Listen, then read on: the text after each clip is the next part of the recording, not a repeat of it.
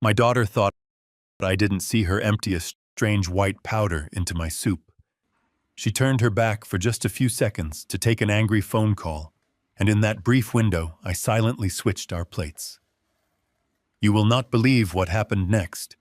Before I dive into this nightmare, tell me where you are watching from in the comments below.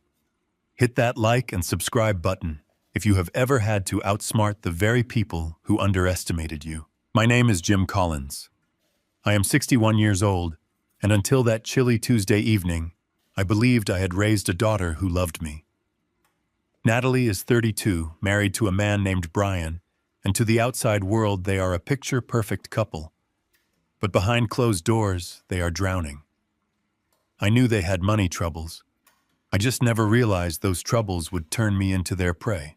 We were in my kitchen, a cozy space with oak cabinets that I had built with my own hands. The smell of roasted tomatoes and fresh basil filled the air. It was a recipe my late wife used to make a comforting meal for a cold autumn night. Natalie had insisted on cooking dinner for me, claiming she just wanted to spend some quality time with her aging father. I was sitting at the wooden dining table reading the evening paper, playing the role of the tired, oblivious old pensioner they believed me to be. Natalie was standing by the kitchen counter waiting for the microwave to beep. Brian was pacing near the hallway, chewing his fingernails, his forehead glistening with a thin layer of cold sweat. He looked like a cornered animal. I kept my eyes on the newspaper, but from my angle I had a clear, unobstructed view of the reflective glass door of the microwave. In that dark, mirrored surface, I watched my own flesh and blood commit the ultimate betrayal. Natalie reached into the pocket of her designer cardigan. She pulled out a small, clear plastic vial. With practiced, terrifyingly steady hands, she twisted the capsule open and emptied a fine white powder directly into my bowl of soup. She quickly stirred the red liquid, dissolving the evidence, her face a mask of cold concentration. My heart stopped. The breath vanished from my lungs. My own daughter. The girl I had taught to ride a bicycle, the girl whose scraped knees I had bandaged, was poisoning my food. A wave of profound, suffocating grief washed over me instantly, followed by a chilling, absolute clarity. I did not scream. I did not jump up and accuse her. 40 years in the cutthroat world of corporate logistics had taught me that when a predator shows their hand, you do not panic. You observe. Just as she finished stirring, her cell phone rang. The shrill tone echoed off the kitchen tiles.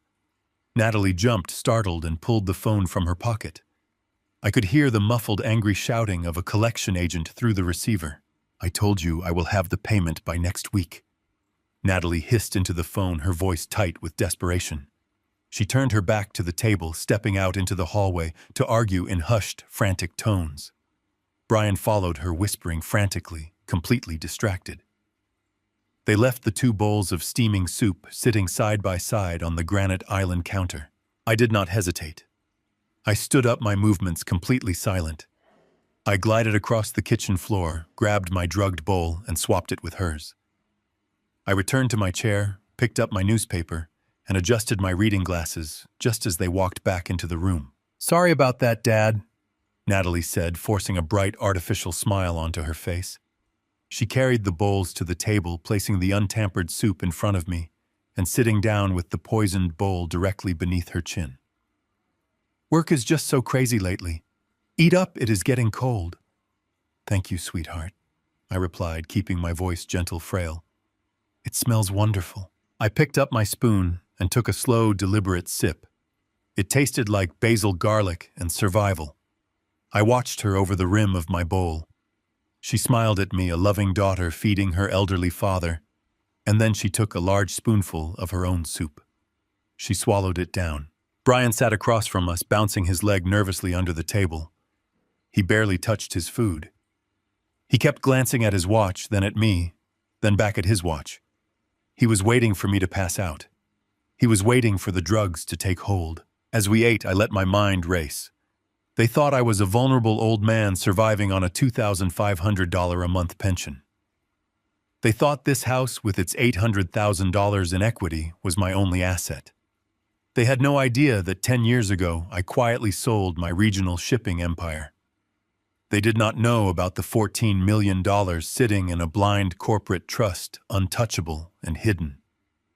I had kept my wealth a secret because I knew how money poisoned people.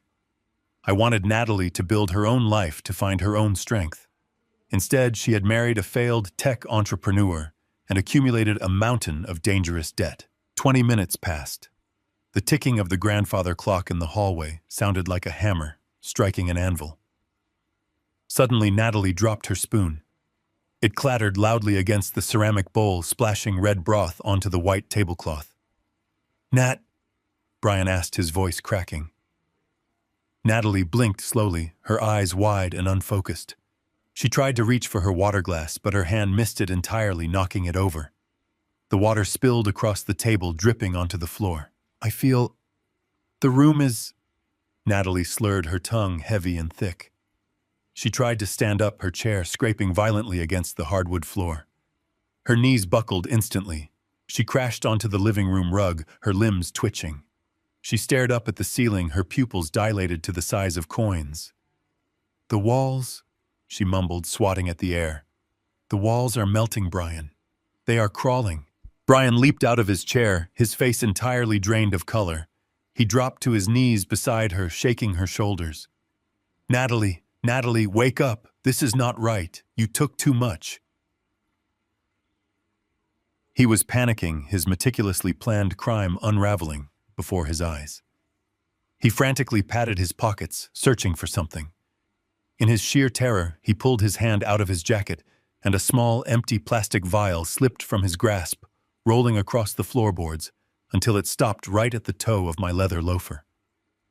"It is the horse tranquilizer," Brian screamed, completely forgetting I was in the room, his composure shattered. "It was meant for him when it had hit you, a heavy veterinary sedative.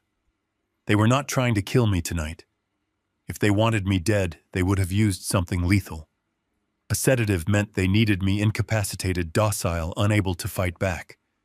They needed my signature." I stood up, gripping the edge of the table, projecting the image of a terrified, confused old man. "Brian, what is happening to my daughter?" I shouted, injecting panic into my voice. "What did you say? What tranquilizer? I am calling an ambulance." No police, no hospitals," Brian pleaded, his hands pulling at his hair. "Jim, please, just wait." But I was already dialing 911 on my cell phone, holding it to my ear.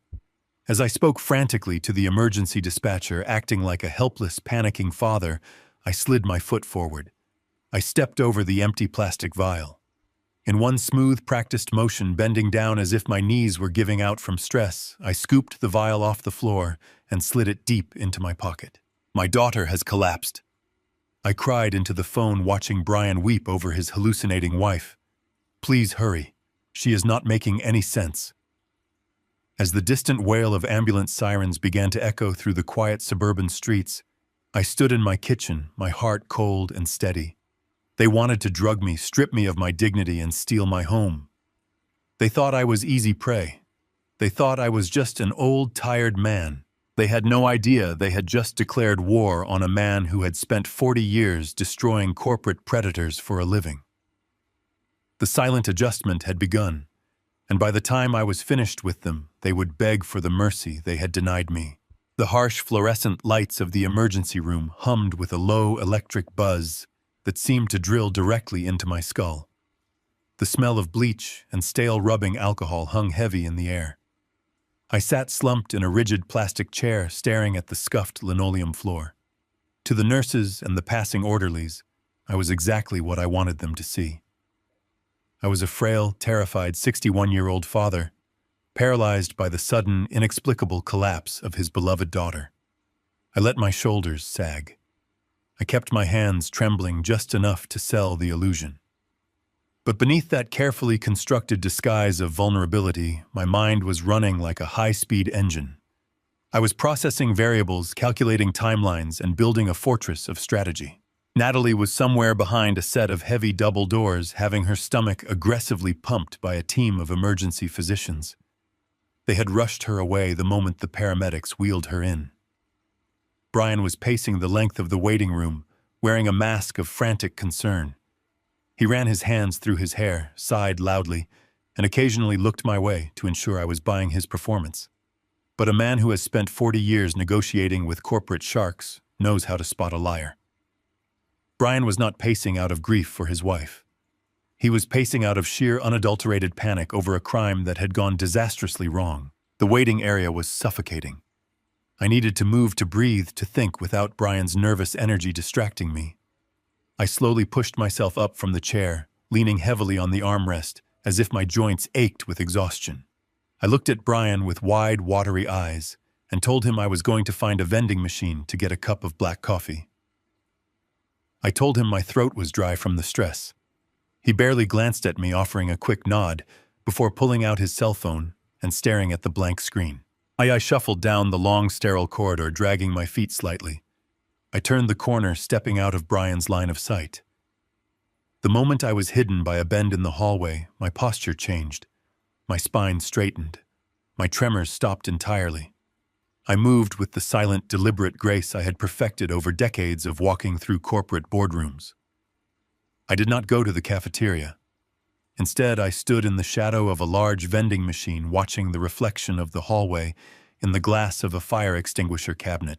2 minutes later, Brian hurried around the corner. He was walking fast, looking over his shoulder, like a thief fleeing a crime scene. He completely missed me standing in the alcove. He bypassed the public restrooms and headed straight for a heavy gray metal door marked as an emergency stairwell. He pushed it open, slipping inside, and let it swing shut. But it did not latch completely.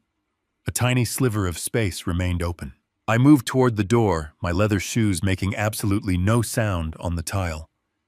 I pressed my back against the cool concrete wall right next to the crack in the heavy door. The acoustics of the stairwell amplified every sound.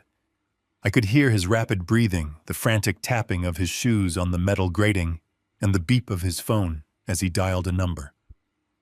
I held my breath, listening intently. He did not call a family member. He did not call a worried friend. He called a doctor. But it was not the doctor currently pumping my daughter's stomach. Brian's voice echoed through the stairwell, hissing with venom and raw desperation. He demanded to know why the dosage took so long to hit her system. He said they were told the powder would take effect in less than 5 minutes. He spat out the words, furious that Natalie had eaten the soup and remained perfectly fine for 20 minutes before collapsing. He told the man on the phone that if the old man had eaten it, he would have had 20 minutes to feel sick, 20 minutes to call the police, 20 minutes to ruin everything before he went under. I listened as Brian paced the landing, his voice echoing off the concrete walls. He was not talking to a street dealer. He was speaking to someone medical, someone corrupt, who had supplied the heavy veterinary sedative. Brian was demanding answers, but more importantly, he was demanding a solution. He told the man on the other end of the line that the first batch was a disaster, a weak failure that had put his wife in a hospital bed. Then he said the words that put the entire puzzle together in my mind. He demanded a stronger batch. He said they needed something fast, acting and absolute. He said the old man needed to be completely docile for the notary on Friday. "We cannot have him lucid when the papers are signed," he whispered furiously into the receiver. "He has to be awake enough to hold a pen, but his brain needs to be completely blank. If he asks questions, if he hesitates, the notary will not stamp the paperwork and we will lose the house." The heavy metal door felt cold against my spine as the reality of his words washed over me. This was not a murder attempt. They did not want me dead tonight. A sudden death would trigger an autopsy, a police investigation, a freezing of all assets. A sudden death would leave them with a house trapped in probate court for months, maybe years, while creditors tore Brian's failed business apart. They needed me alive. They needed my signature. The soup was a chemical restraint, a test run to ensure they could control my mind and my body long enough to legally strip me of everything I owned. They wanted to drug me into a state of severe temporary dementia. They wanted me to smile blankly at a bribed notary while I signed over the deed to my home, my power of attorney, and my entire life to them. Once the ink was dry, once they had legal control of my estate, then they would dispose of me. They would either throw me into a miserable, underfunded nursing home to rot away, or they would find a way to make sure I simply stopped breathing in my sleep. Brian finished his call, threatening the corrupt doctor one last time before hanging up. I heard his footsteps moving toward the door. I quickly retreated silently, gliding back down the hallway and slipping into the men's restroom just before the stairwell door creaked open. I stood in front of the bathroom mirror, gripping the edges of the porcelain sink. I stared at my own reflection. The man looking back at me was not a victim. He was not a fragile widower waiting for the end of his days. The sadness that had gripped me in the kitchen was entirely gone, replaced by a cold, calculating fury. They wanted to declare war on Friday. They wanted to bring a notary into my home and steal the roof over my head. They thought I was just an old fool surviving on a tiny pension, an easy target for a desperate, failing son-in-law and a greedy, heartless daughter. I turned on the faucet, splashing cold water on my face. I dried my hands carefully. I adjusted my posture, letting my shoulders slump just a fraction, bringing back the slight tremble to my fingers. I put the mask of the terrified father back on. When I walked back into the emergency room, waiting area, holding a cup of terrible black coffee, Brian was sitting in a chair, rubbing his eyes, playing the part of the exhausted husband. I sat down next to him, offering a gentle, worried smile. I told him Natalie was strong, that she would pull through this strange illness. He nodded, squeezing my shoulder with fake affection. He thought he had me fooled. He thought the game was still going exactly to his plan. He had absolutely no idea that by Friday, the very trap they were setting for me would be the exact mechanism I would use to destroy their lives forever. I took a sip of my coffee, perfectly calm, waiting for the sun to rise so I could make a few very important phone calls of my own. I returned to the empty house just as the sun was beginning to bleed over the horizon, casting long, pale shadows across the front lawn. The hospital had insisted on keeping Natalie overnight for observation, and Brian, playing the role of the devoted and traumatized husband, stayed curled in a plastic chair by her bedside. I told them I was simply too exhausted to stay, that my old bones needed the comfort of my own bed. They let me go with fake, sympathetic smiles, undoubtedly relieved that the senile, clueless old man was finally out of their way. The moment I turned the key in the front door and stepped into the quiet hallway, the fragile, trembling posture I had maintained for hours instantly vanished. My spine straightened. The tremor in my hands ceased entirely. The silence of the house was absolute, broken only by the rhythmic ticking of the antique grandfather clock in the foyer. I walked through the living room, stepping right past the spot on the rug where my daughter had collapsed just hours earlier, and felt a profound, chilling detachment settle over my heart. They thought they knew exactly who lived in this house. They thought I was just Jim Collins, the retired warehouse manager scraping by on a $2,500 a month pension. They saw my 10-year-old sedan parked in the driveway, my faded flannel shirts hanging in the closet, the coupons I meticulously clipped for Sunday groceries. And because of those things, they saw weakness. They saw a pathetic, trusting target who had outlived his usefulness and was ripe for the picking. What Natalie never understood, what I had deliberately shielded her from her entire life, was that true wealth does not need to scream for attention. True power prefers the shadows. 40 years ago, I started with a single rusted delivery truck. I drove 18 hours a day, sleeping in the cab, hauling heavy freight across state lines, while other men my age were out drinking. Over 3 decades of relentless grind, that single truck grew into a massive regional shipping empire. I bought out failing competitors. I negotiated cutthroat logistics contracts that spanned the entire eastern seaboard. I built a machine of pure, unstoppable efficiency. And 10 years ago, right when the market hit its absolute peak, I quietly sold the entire operation to a global conglomerate. I walked away with $14 million. But I never bought the mansion on the hill. I never bought the fleet of sports cars or the tailored Italian suits. Instead, I placed every single penny into a blind corporate trust, wrapped in impenetrable layers of legal anonymity. I did it because I saw exactly what unearned money did to the children of my former business partners. It turned them into lazy, entitled parasites who measured human worth by price tags. I wanted Natalie to have a normal life, to learn the value of hard work, to build her own success from the ground up. My deception was born of deep, protective love. Her deception, I now realized, was born of pure, unadulterated greed. I walked past the kitchen and opened the heavy wooden door leading down to the basement workshop. The comforting scent of pine shavings and linseed oil filled the cool air. This was my sanctuary, the place where my family believed I spent my irrelevant retirement, whittling birdhouses and repairing old dining chairs. I walked over to the massive, heavy oak workbench that sat in the very center of the room. I ran my fingers along the rough underside of the wood, feeling for the hidden metal latch I had installed years ago. I pressed a specific hollowed-out knot in the timber, and a concealed drawer dropped silently from beneath the thick tabletop. Inside was not sandpaper or carving chisels. Inside lay a sleek encrypted laptop and a prepaid satellite burner phone. These were the tools of a man who never truly stopped managing his empire. Tools I kept, just in case the shadows ever needed to be brought into the light. I pulled them out, placing them on the sawdust-covered surface.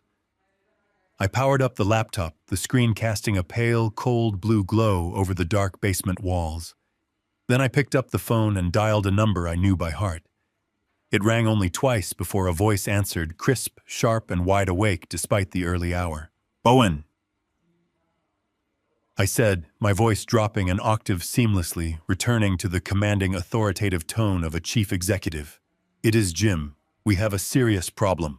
Owen Reed had been my corporate attorney and private investigator for over 20 years.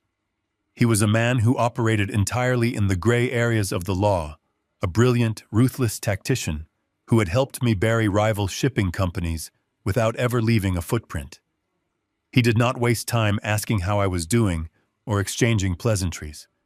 He heard the cold steel in my voice and immediately shifted into operational mode. "Who are we destroying today, Jim?" he asked smoothly, the sound of a notebook opening echoing through the receiver. I took a deep breath, staring blankly at the concrete wall of the basement. "My own family," I replied. I quickly and methodically briefed him on the events of the evening. I told him about the white powder emptied into the tomato basil soup. I detailed the horrible scene of Natalie collapsing and hallucinating on the rug. I repeated word for word the frantic conversation I had overheard Brian having in the hospital stairwell. I explained their timeline, their desperate need to chemically induce a state of dementia, and their ultimate goal to force my signature on a power of attorney document by Friday afternoon. Owen listened in absolute clinical silence. He did not interrupt to offer pity. When I finished speaking, I could hear the rapid, rhythmic tapping of his keyboard on the other end of the line. "They are remarkably clumsy," Owen finally said, his voice laced with professional disgust. "But they are incredibly desperate, and desperate people always make fatal mistakes. You have a massive advantage because they still think you are a sheep." "What are your direct orders?" First, I instructed, leaning over the workbench, "I need you to completely freeze my decoy checking account. The one with my monthly pension deposits, the only account they know about. Claim suspicious fraudulent activity and lock it down entirely. Eleanor and Brian are going to try to test the waters today by making small purchases or cash withdrawals to see what they can get away with.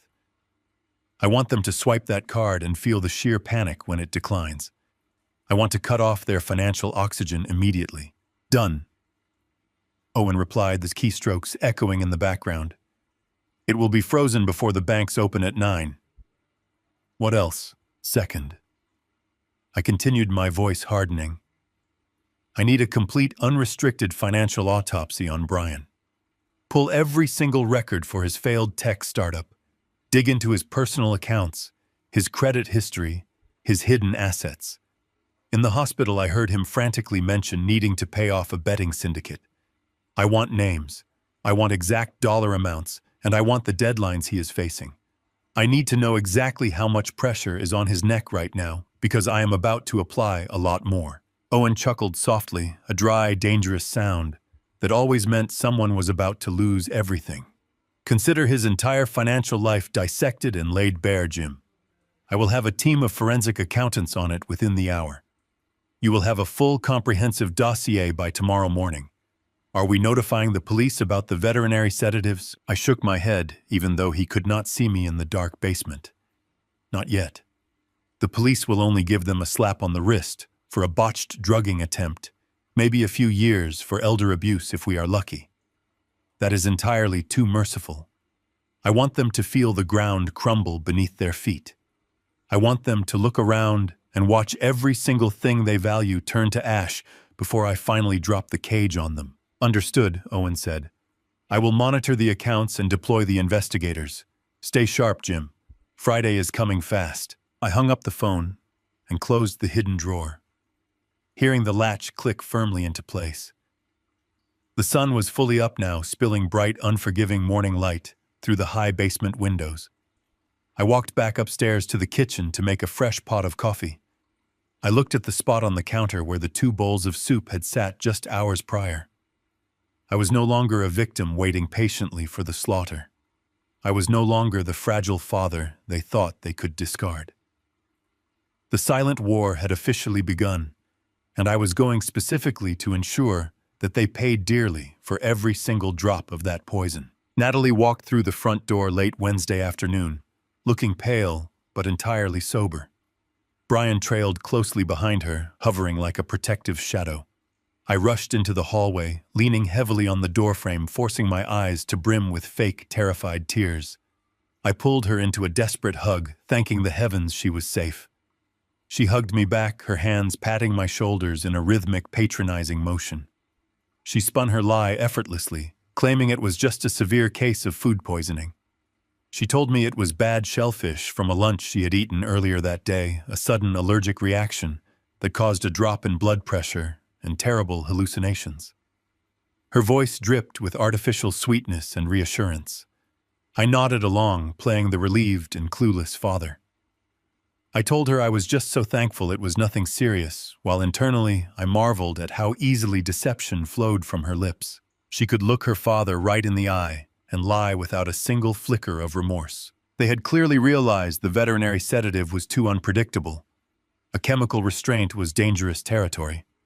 If they gave me too much of the powder, I could die, which would instantly trigger a police autopsy and freeze my entire estate in probate court for years. If they gave me too little, I might stay lucid enough to refuse the notary on Friday. So they abandoned the poison and pivoted to something far more insidious. They decided to shatter my reality. They wanted to break my mind, to make me doubt my own sanity so thoroughly that by Friday afternoon, I would willingly sign over my life just to feel safe and protected. The psychological warfare began almost immediately the next morning, but I was ready for them. While they had been at the hospital the previous night, Owen had dispatched a trusted associate disguised as a routine broadband technician. Within an hour, high-definition motion-activated micro-cameras had been seamlessly integrated into the smoke detectors in the living room, the kitchen wall clock, and the hallway thermostat. These lenses were completely invisible to the naked eye, streaming encrypted crystal-clear footage directly to a secure server at Owen's law firm. Every whisper, every malicious maneuver they attempted in the common areas of my home was being recorded in real time. They thought they were trapping a helpless old man in a labyrinth of confusion. They did not know they were performing on a brightly lit stage, handing me the exact rope I would use to hang them. The gaslighting started with the small, everyday things. I always kept my house keys in a small ceramic bowl by the front door. It was a firm habit I had maintained for 30 years. Thursday morning, I reached for them to get the morning paper, and the bowl was completely empty. I searched the console table, then the kitchen counters, projecting a rising sense of panic. Natalie walked out of the guest room, casually sipping her morning coffee. She watched me frantically, checking my pockets, her expression utterly blank. I asked her if she had seen my keys. She let out a long, exaggerated sigh, shaking her head as if dealing with a stubborn, declining toddler. She walked over to the refrigerator, opened the crisper drawer, and pulled out my keys, resting them right next to a head of lettuce. She handed them to me, looking deeply concerned. She asked me why I would put my house keys in the refrigerator. She told me she was getting seriously worried about my memory. I stared at the keys in my hand, forcing my lower lip to tremble. I mumbled a pathetic apology, claiming I must have been distracted. I saw Brian smirk from the hallway shadows. Then came the photographs. I had a beautiful silver-framed picture of my late wife resting on the mantelpiece in the living room. It had sat in that exact spot for a decade, a daily reminder of the love of my life. Thursday afternoon, I walked into the living room to find the frame missing. I panicked loudly, tearing the room apart, pulling up sofa cushions and checking under the coffee table. Natalie and Brian sat on the couch, watching my frantic search with cold, silent amusement. When I finally asked them where the photo was, Brian stood up, walked to the trash can in the corner, and pulled the frame out from under a pile of crumpled newspaper. He handed it to me, his voice dripping with fake pity. He asked me why I would throw away a picture of my own wife. He said it was deeply disturbing behavior. I clutched the frame to my chest, letting out a ragged, fake sob. I told them I did not remember doing it, that my mind felt like a thick, heavy fog. Natalie put a comforting hand on my shoulder, telling me it was okay, that my brain was just aging, and that they were there to take care of me. But the final test, the escalation that proved exactly how dangerous they truly were, happened just after dinner. I was sitting in my armchair, reading a book while Brian and Natalie were supposedly washing dishes in the kitchen. I heard the faint click of the stove dial turning, followed by the soft, steady hiss of escaping gas. The smell of raw methane slowly began to creep into the living room. They walked out of the kitchen, casually sitting down across from me, simply waiting. They were willing to fill the house with combustible gas, just to prove a psychological point. I waited a few tense minutes, letting the toxic smell become undeniable before dropping my book and sniffing the air in a blind panic. I rushed into the kitchen and found the front burner turned on, pouring gas into the room without a flame. I turned it off quickly, coughing into my sleeve. Natalie ran in behind me, screaming my name. She grabbed my shoulders, her eyes wide with manufactured terror. She yelled that I could have blown up the entire house, that I had left the stove on after making tea, and that I was becoming a severe danger to myself and everyone around me. I collapsed into a kitchen chair, burying my face in my hands. I wept. I produced genuine racking sobs, apologizing profusely to my daughter. I told them I was terrified, that I did not trust my own mind anymore, that I felt like I was losing my grip on reality. I begged them to help me. Natalie stroked my hair, exchanging a triumphant, victorious glance with Brian over my hunched shoulders. She whispered that everything would be all right, that they had a financial advisor coming on Friday to help organize my affairs, so I would not have to worry about a single thing ever again. She told me I just needed to sign some papers and they would handle the rest of my life for me. I nodded against my hands, playing the broken, defeated father, completely surrendering to the mercy of his children. But beneath my hands, behind my tears, my eyes were cold, dry, and calculating. I was looking directly at the wall clock across the kitchen. Hidden inside the number 12 was one of Owen's cameras. It had captured Natalie putting the keys in the refrigerator. It had recorded Brian tossing the silver frame into the garbage. And most importantly, it had captured crystal-clear footage of Brian turning the dial on the gas stove while Natalie stood watch, deliberately creating a lethal hazard to mentally break a 61-year-old man. They thought they had successfully manufactured my dementia. They believed I was completely shattered and ready to sign my life away. They did not know they had just handed me irrefutable high-definition evidence of felony elder abuse and reckless endangerment. The trap was perfectly set. The evidence was entirely secured, and Friday was just hours away. I needed an excuse to leave the house on Thursday morning to meet with my attorney. I shuffled into the kitchen where Natalie and Brian were drinking their morning coffee in tense silence. I put on my best bewildered expression and mumbled something about the bathroom sink leaking overnight. I told them I needed to walk down to the local hardware store to buy a specific rubber washer to fix the dripping pipe. Natalie barely looked up from her cellular phone. She waved her hand dismissively, telling me to take my time and be careful crossing the busy street. They were so confident in the mental decline they had engineered that they did not even consider I might be slipping their net. They thought I was going to spend an hour wandering around looking at plumbing supplies. They had absolutely no idea I was going to meet my lawyer to review the blueprint of their total destruction. The hardware store was a massive, chaotic warehouse filled with the heavy smells of fertilizer, cut pine, and industrial solvent.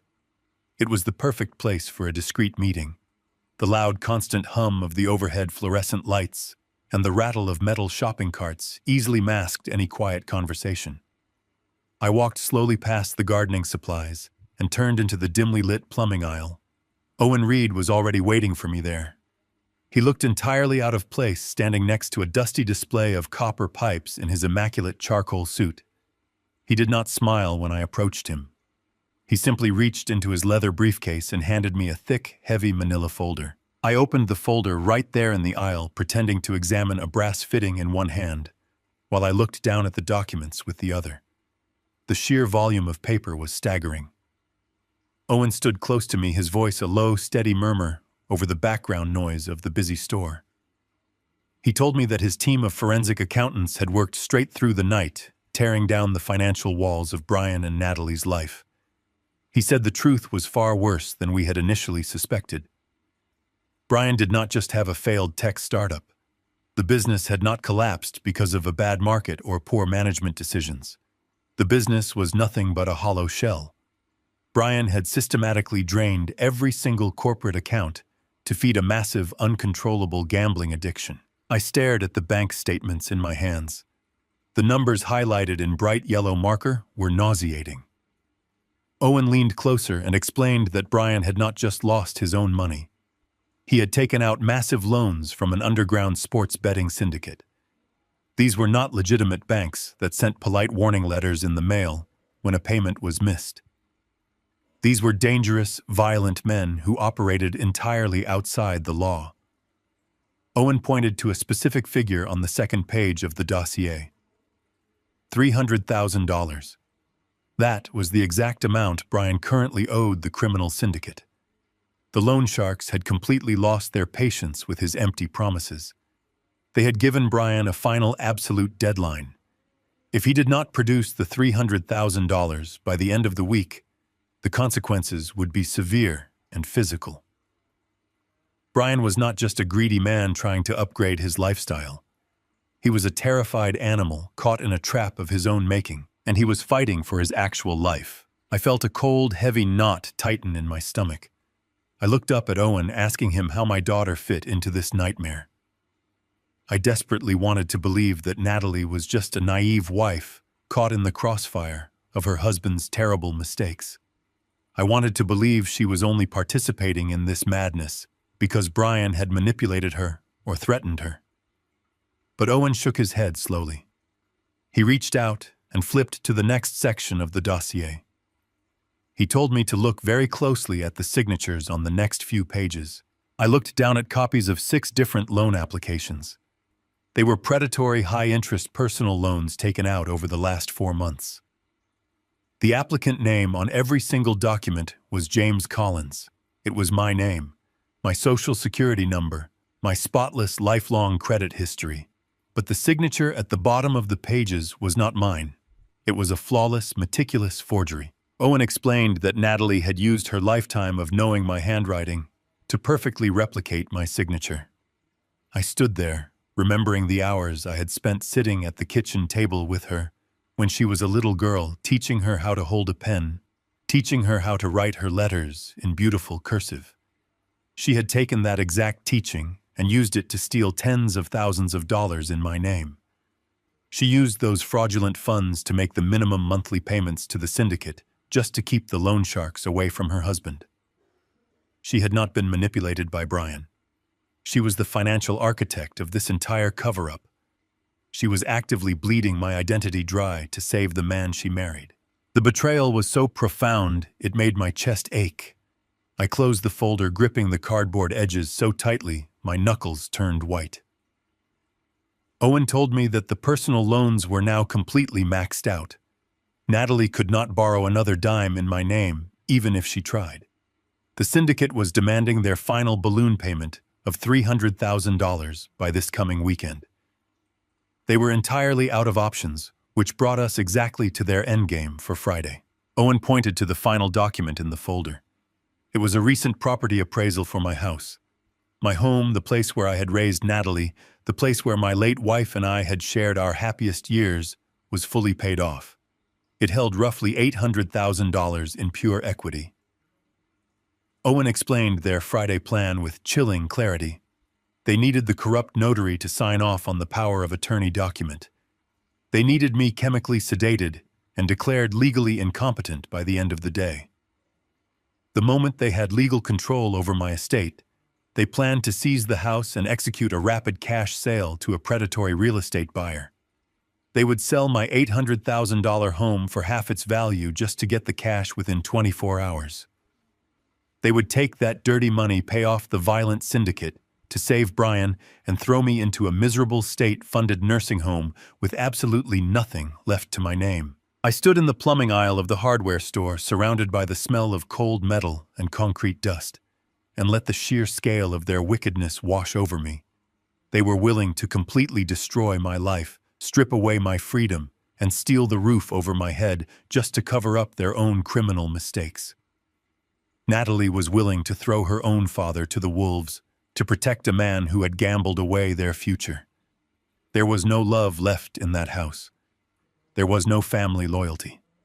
There was only desperate survival, and they had chosen my total ruin as their salvation. I looked at Owen. I did not shed a single tear. The sorrow I had felt the night before had been completely eradicated by this undeniable proof of their malice.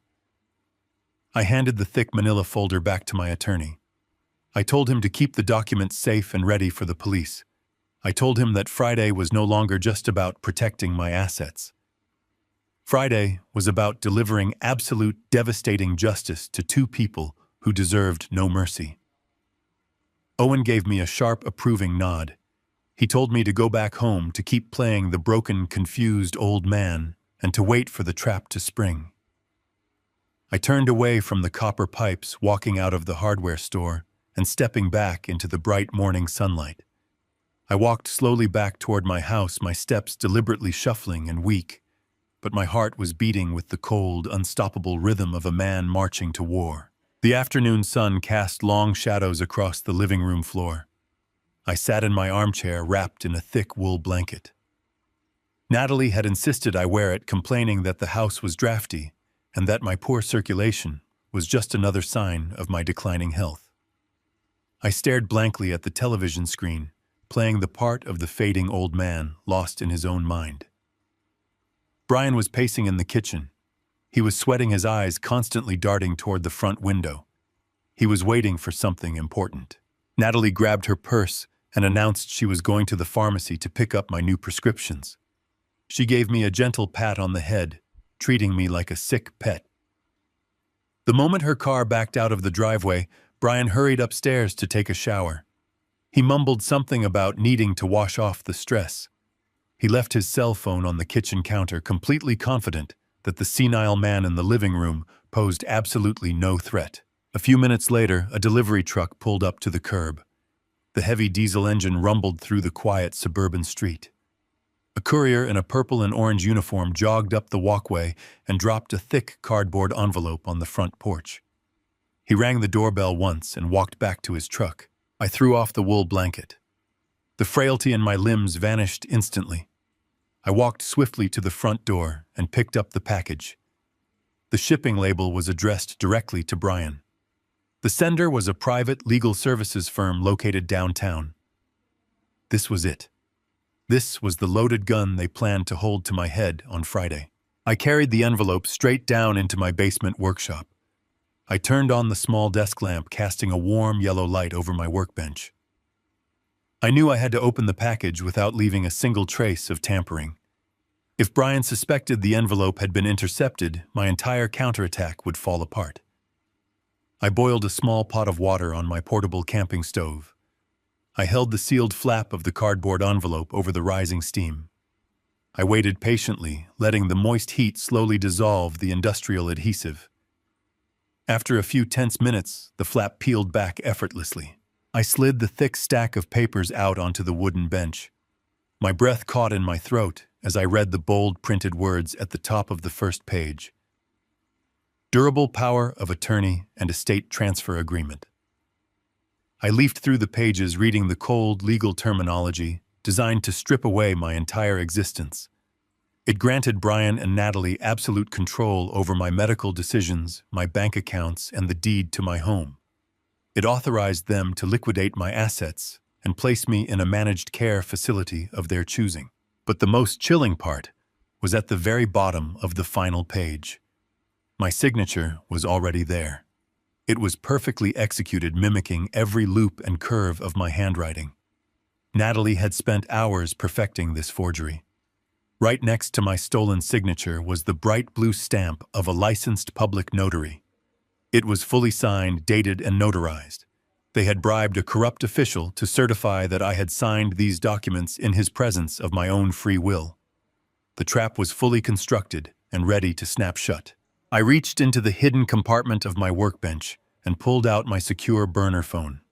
I carefully photographed every single page of the fraudulent document, making sure the notary stamp and the forged signature were perfectly visible. I captured every detail, knowing these images would soon put a corrupt official and my treacherous family in federal prison.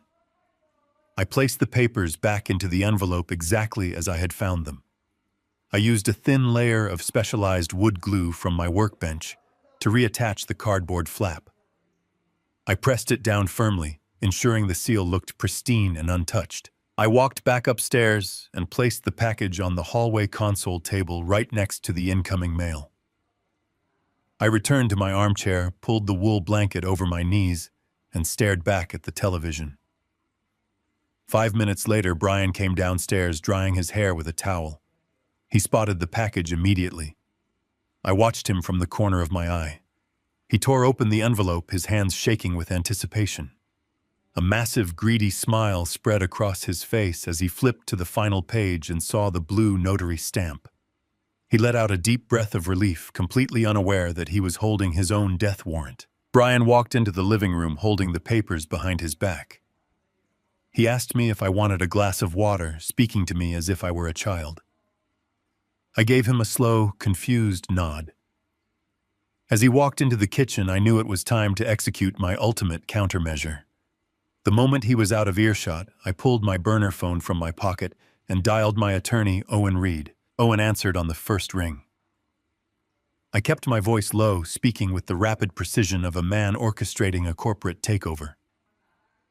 I told Owen that the forged power of attorney had arrived, and that the notary had already illegally certified the documents. I explained that they planned to force my signature on a separate set of real estate transfer papers on Friday, so they could immediately sell my house to cover Brian's gambling debts. I gave Owen a direct and final order. I told him to contact the private holding company that managed my $14 million blind trust. I instructed him to legally and permanently transfer the deed of my house into the name of that corporate entity immediately. The transaction had to be filed electronically with the county clerk before the end of the business day. Owen confirmed the instructions without hesitation. He warned me that once the transfer was completed, I would no longer be the legal owner of the property on paper. The house would belong to a faceless, untouchable corporation governed by a board of directors that Brian and Natalie could never reach.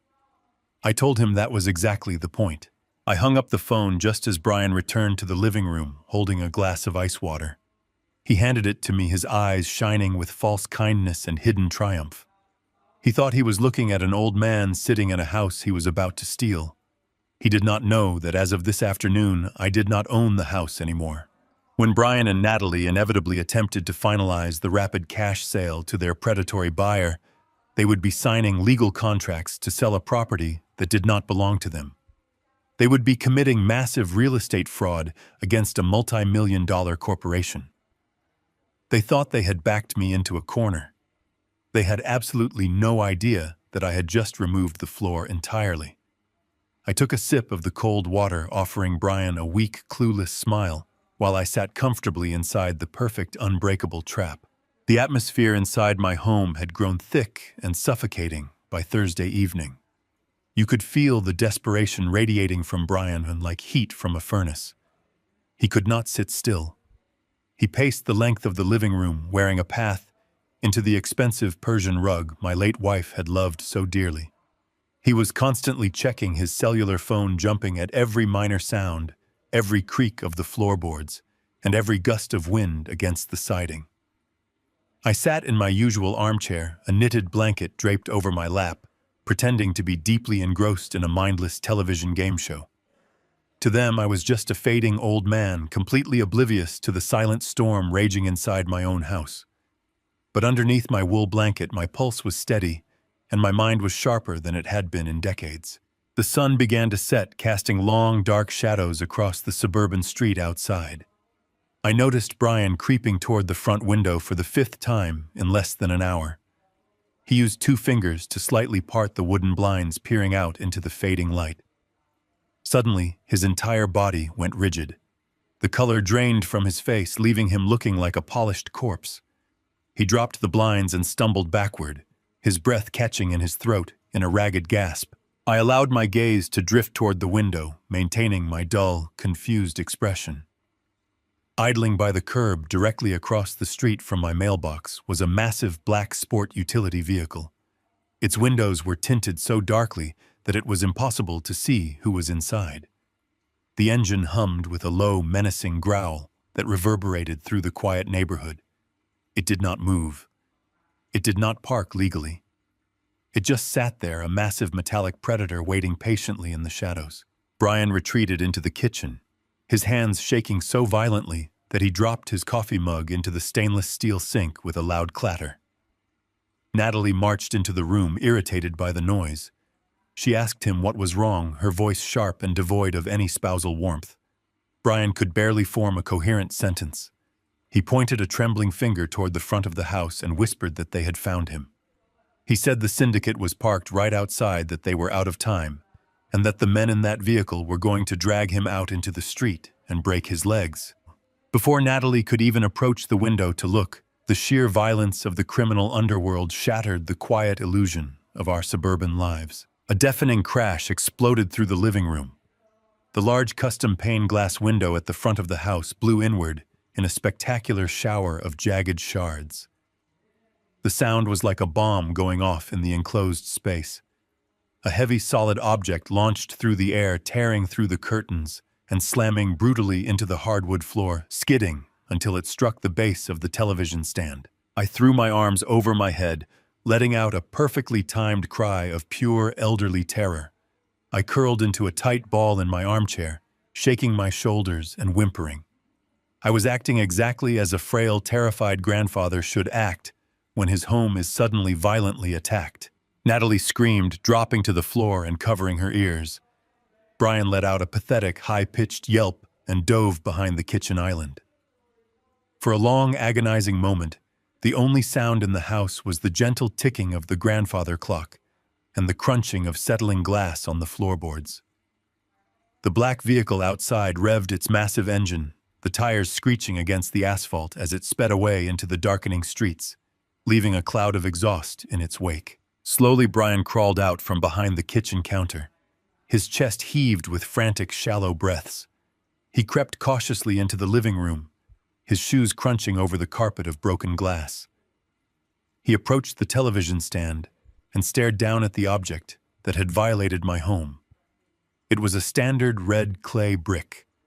Tied around the center of the rough stone with a thick piece of twine was a folded piece of white paper. Brian dropped to his knees. His hands were shaking so severely that he could barely untie the knot. He unfolded the paper and stared at the handwritten message. I watched him from behind my trembling fingers. I watched a grown man completely break down. Tears of absolute terror spilled over his eyelashes. He handed the note up to Natalie, who had walked over to stand beside him. I kept my head down, but my hearing was perfectly tuned to their quiet, desperate exchange. Natalie read the note silently, her jaw tightening. She did not look frightened. She looked utterly enraged. She read the words aloud in a furious, hushed whisper. The note contained only a number and a single word. 48 hours. Brian began to hyperventilate.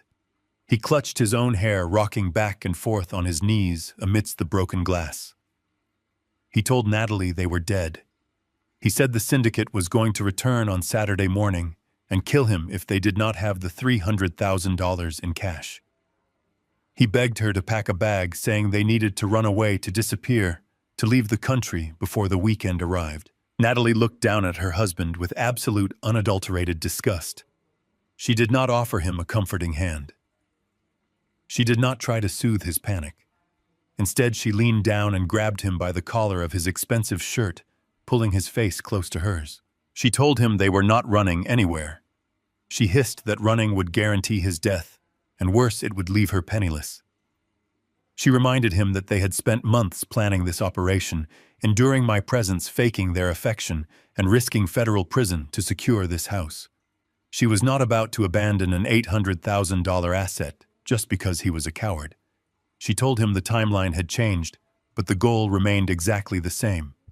They had 48 hours, which meant they needed my signature immediately. Natalie dragged Brian to his feet, her voice a cold, commanding whip. She ordered him to call the corrupt notary right that second. She demanded that he move the appointment to Friday evening. She told him that by Friday night, they would have the power of attorney signed, they would have my legal competence erased, and they would initiate the rapid cash sale to her predatory buyer first thing Saturday morning. She promised him the syndicate would wait if they showed them the signed real estate transfer documents. I sat in my armchair watching the daughter I had raised morph into a ruthless, calculating monster. She was willing to execute my complete destruction in a matter of hours just to cover her husband's gambling debts and secure her own wealth. I knew it was time for my performance. I slowly lowered my hands from my face, blinking rapidly as if I was struggling to understand what had just happened. I looked at the shattered window, letting out a ragged, pitiful gasp. I asked them what happened, my voice trembling and weak. I asked if it was an earthquake or if kids from the neighborhood had thrown a baseball through the glass. Natalie spun around, instantly replacing her furious sneer with a mask of soft, loving concern. She rushed over to my chair and knelt beside me, taking my hands in hers. She told me it was just a terrible accident, that a truck on the street had kicked up a large stone and it flew through the window. She lied with such effortless perfection that it was genuinely terrifying. She told me not to worry about a thing, that Brian would board up the window and keep me perfectly safe. I offered her a fragile, grateful nod. I slowly pushed myself up from the armchair, my knees wobbling perfectly. I told her I was going to get the broom and the dustpan from the kitchen. I said I needed to help clean up the mess, muttering to myself about how dangerous the sharp glass was. I shuffled across the room, leaning heavily on furniture as I made my way to the kitchen closet. I pulled out the broom and the plastic dustpan, my hands shaking as I gripped the wooden handle. I returned to the living room and began to sweep the broken glass into small, sparkling piles. The physical exertion made me look even more pathetic and vulnerable in their eyes. Brian watched me sweep his chest, still heaving, while Natalie rubbed his back, whispering that the nightmare would be over by tomorrow night. They looked at me sweeping up the ruins of my own living room window, completely convinced that they held my entire life in the palms of their hands. I kept my head bowed, sweeping the shattered shards with slow, deliberate strokes. They thought the syndicate's brick had accelerated their victory. They thought they had backed me into an inescapable corner. But as I brushed the broken glass into the dustpan, my mind was perfectly serene. The sudden acceleration of their timeline did not frighten me. It played directly into my hands. By forcing the notary appointment to Friday evening, they were rushing blindly into the snare I had already set. They were 48 hours away from answering to a violent criminal syndicate, and 24 hours away from discovering that the house they were planning to sell did not belong to them anymore. I swept the final pieces of glass from the Persian rug, hiding a cold, victorious smile, completely ready for the bloodbath tomorrow would bring. Friday morning arrived with a heavy, suffocating silence hanging over the house. The shattered front window had been boarded up with a piece of cheap plywood, casting a dark, ugly shadow across the living room floor. Brian had left early, claiming he had errands to run, though I knew he was just terrified of being in the house if the syndicate decided to return before their deadline.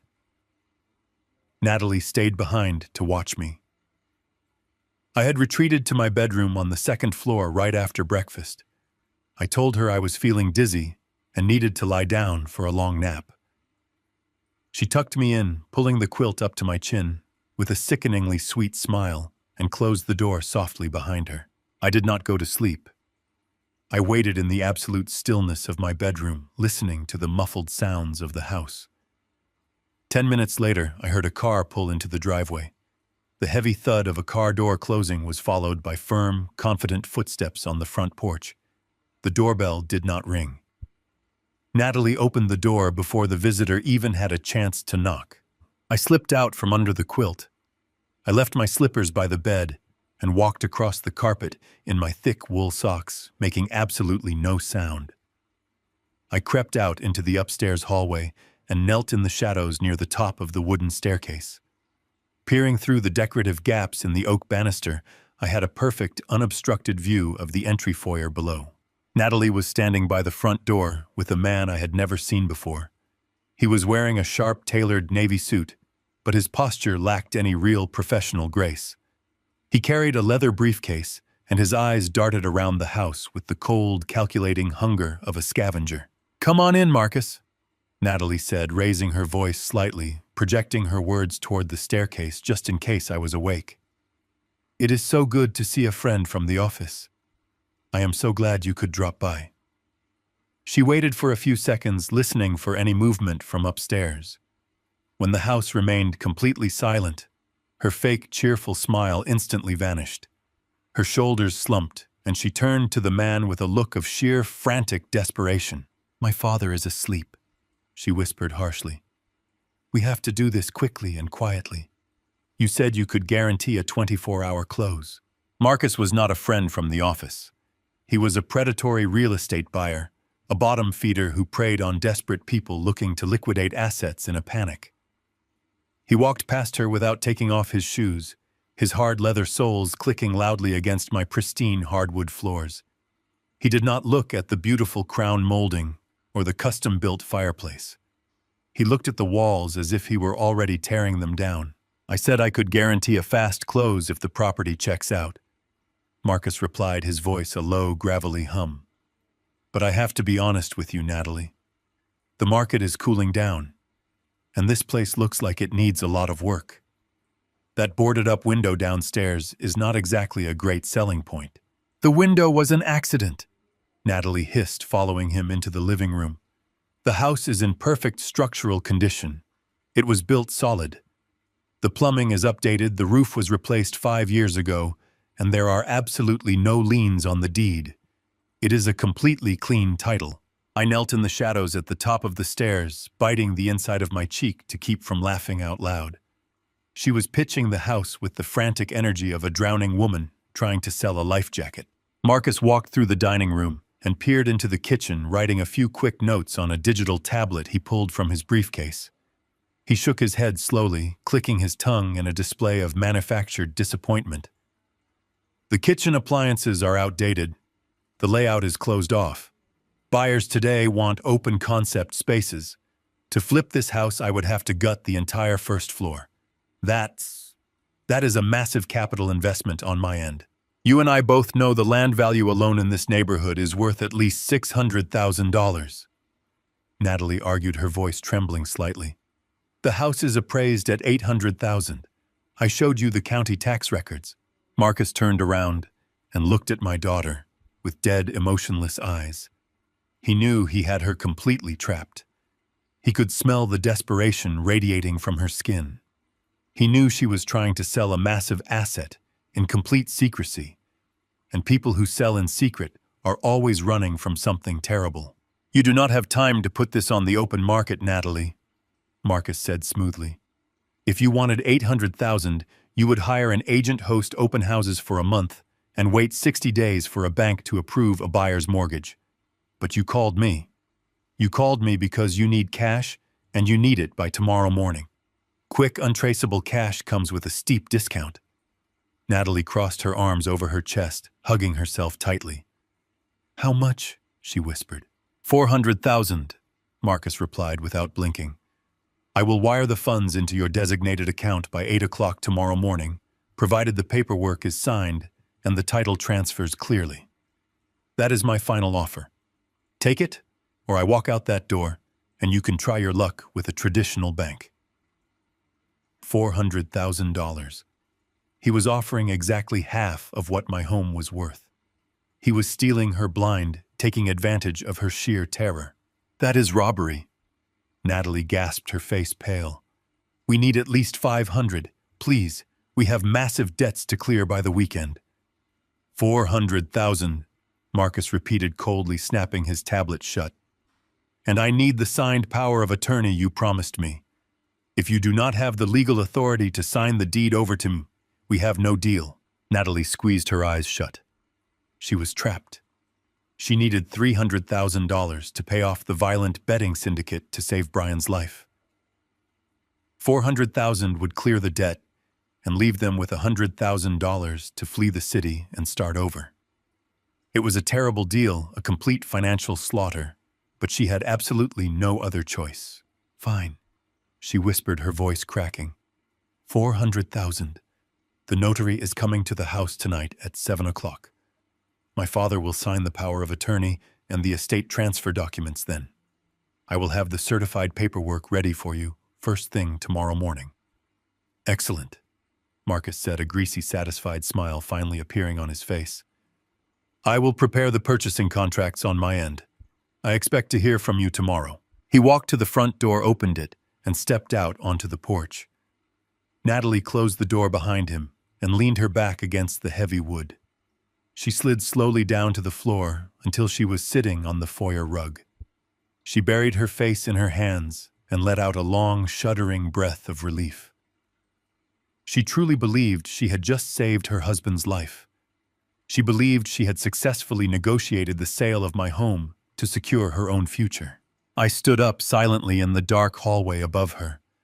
I looked down at my treacherous daughter crying on the floor. I did not feel a single ounce of pity for her. Instead, a cold, dark wave of absolute satisfaction washed over me. The pure, delicious irony of the situation was almost overwhelming. Natalie had just suffered through a brutal, humiliating negotiation. She had begged and pleaded with a predatory buyer, practically giving away my beautiful home for half its value. She was completely convinced that by tomorrow morning, she would have $400,000 in her bank account. But as I retreated silently back to my bedroom and slipped back under the wool blanket, a genuine smile spread across my face. Natalie had just finalized a cash sale for a piece of real estate she did not own. Because as of yesterday afternoon, the deed to this house was locked away inside a multi-million-dollar corporate holding company. When she brought those purchasing contracts to the county clerk tomorrow morning, they would laugh in her face. When the predatory buyer realized she was trying to sell him a property belonging to a faceless corporation, he would cancel the wire transfer instantly. And when the betting syndicate arrived on Saturday demanding their money, Natalie and Brian would have absolutely nothing to give them. I closed my eyes, resting my head against the soft pillows, feeling more rested and rejuvenated than I had in years. The stage was set for tonight's dinner, and I was entirely ready to watch their world burn. Friday arrived with a thick, oppressive heat that seemed to seep directly through the walls of the house. The boarded-up front window blocked out the afternoon sun, casting long, distorted shadows across the living room carpet. I spent the entire day sitting in my worn armchair, maintaining the careful illusion of a broken and confused old man. But beneath the wool blanket draped over my knees, my muscles were coiled tight. The waiting was almost over. From the kitchen, the rich, heavy smells of roasted chicken, garlic, and rosemary drifted down the hallway. Natalie was cooking. She had spent the entire afternoon preparing a massive, lavish dinner. It was a feast fit for a king, or perhaps a condemned prisoner about to face the executioner. She hummed a cheerful, upbeat melody while she chopped vegetables, completely disconnected from the horrific reality of the crime she was about to commit. Brian, on the other hand, could not sit still for more than a minute.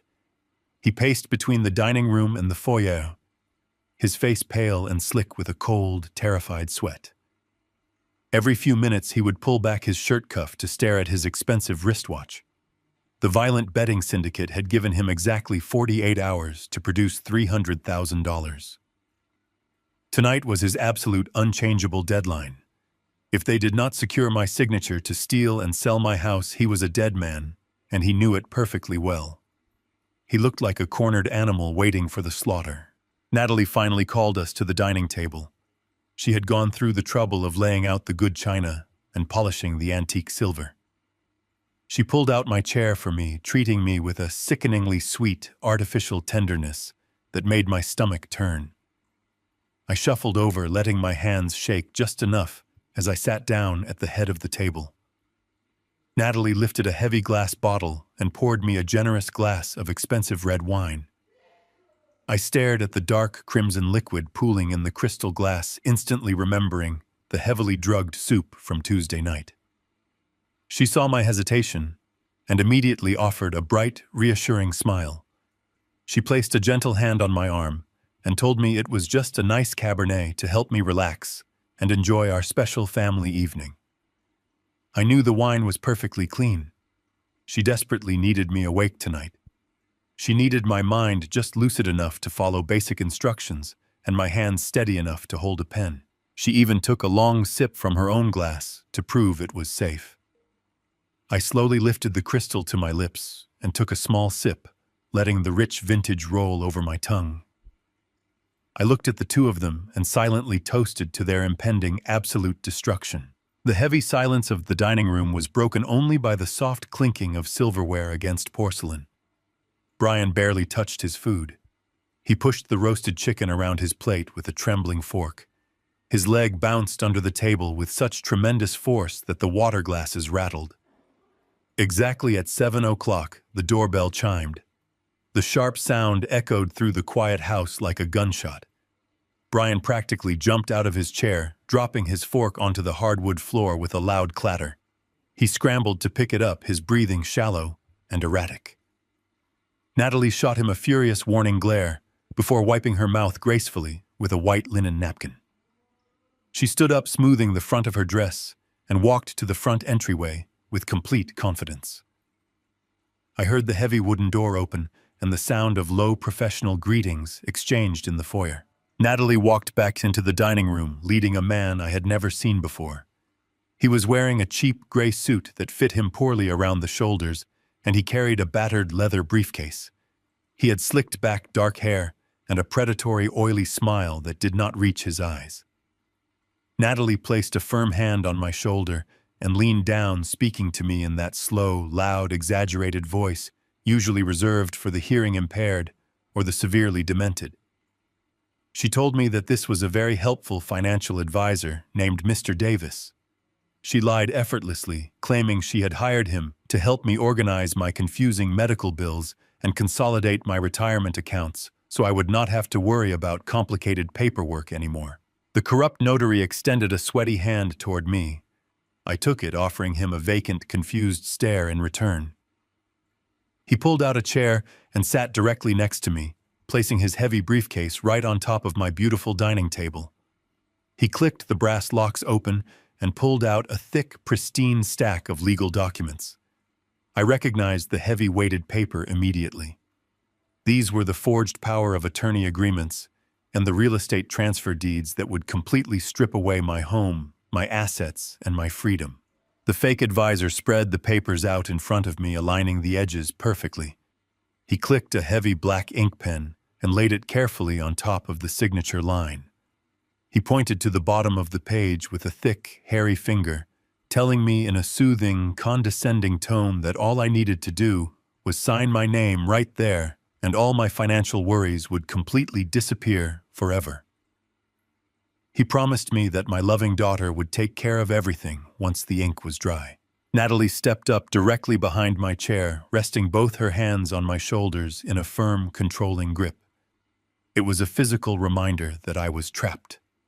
Brian stood on the other side of the table, leaning forward, his eyes locked onto the black pen with desperate, ravenous hunger. He was literally sweating, dropping moisture onto the polished dining table. The air in the room felt impossibly heavy, charged with dangerous electricity. They were entirely convinced that they had won the war. They thought they had successfully manipulated a broken old man into handing over an $800,000 estate without a single fight. I moved with agonizing slowness, dragging out the tension to torture them. I reached into my breast pocket and pulled out my wire-rimmed reading glasses. I unfolded the arms deliberately and placed them over my ears, settling them onto the bridge of my nose. I leaned forward, pretending to squint at the complex legal jargon printed on the page. I let out a long, trembling sigh. Then I slowly reached out and picked up the heavy black pen. I felt Natalie squeeze my shoulders in silent victory. I hovered the metal tip of the pen exactly 1 inch above the fraudulent signature line. Natalie completely held her breath. Brian stopped bouncing his leg, frozen in absolute anticipation. The corrupt notary watched my hand like a hawk, waiting to legally certify the theft of my entire life. I did not sign. I just paused, hovering the ink over the paper, letting the silence stretch into eternity. I slowly looked up from the documents, turning my head to meet my daughter's expectant eyes. The trap was finally perfectly set. The heavy black pen hovered just a fraction of an inch above the crisp white paper. The silence in the dining room was so absolute that I could hear the erratic, frantic beating of my son-in-law's heart across the table. I could feel the desperate, greedy heat radiating from my daughter's hands as they gripped my shoulders. They were both holding their breath, waiting for the exact moment I signed my entire existence away to them. The corrupt notary sat perfectly still, his oily smile frozen in place, his eyes locked on the metal tip of the pen. They truly believed they had achieved total victory. They believed the frail, confused old man was completely broken and entirely surrendered to their will. I tightened my grip on the thick plastic barrel of the pen. I did not lower it to the paper. Instead, I pressed my thumb against the center of the pen and applied a sudden, violent pressure. The sharp, loud crack of the thick plastic snapping in half echoed through the dining room like a gunshot. Ink splattered across the fraudulent documents, staining the pristine white pages with dark, jagged drops. Natalie gasped and yanked her hands away from my shoulders, as if she had been burned. Brian jumped back in his chair, his eyes wide with sudden confusion. The fake financial advisor blinked rapidly, his oily smile instantly vanishing. I dropped the 2 broken halves of the pen onto the ruined power of attorney agreement. I slowly took off of my wire-rimmed reading glasses and folded them, placing them carefully next to my wine glass. I looked up at the 3 of them. I did not slump my shoulders. I did not let my hands tremble. I sat up perfectly straight, projecting the cold, commanding authority of a man who had spent 4 decades dismantling corporate rivals. My daughter stared at me, her mouth slightly open, unable to comprehend the sudden absolute shift in my posture. Her eyes searched my face for the terrified, confused old man she thought she had manufactured. He was completely gone. I reached into the deep inside pocket of my wool cardigan. I pulled out a thick, heavy manila envelope and placed it squarely in the center of the polished dining table, right on top of their forged documents. I looked directly at my daughter. I told her that if we were going to organize my financial affairs tonight, we should probably review all of the documentation. I opened the envelope. I pulled out the first stack of papers and slid them slowly across the smooth wood toward her. They were high-definition, glossy photographs printed from the hidden cameras Owen had installed. Natalie looked down. The top photograph showed her standing in my kitchen, clearly holding the small plastic vial of veterinary sedative over my bowl of tomato basil soup. The next photograph captured the exact moment she stirred the white powder into the broth. The third photograph showed Brian turning the dial on the gas stove while I was supposedly reading in the living room. The color instantly drained from my daughter's face, leaving her looking like a hollow ghost. Her hands began to shake violently. The crystal wine glass she had been holding slipped through her paralyzed fingers. It hit the hardwood floor, shattering into hundreds of glittering pieces, sending dark red wine splashing across the baseboards like fresh blood.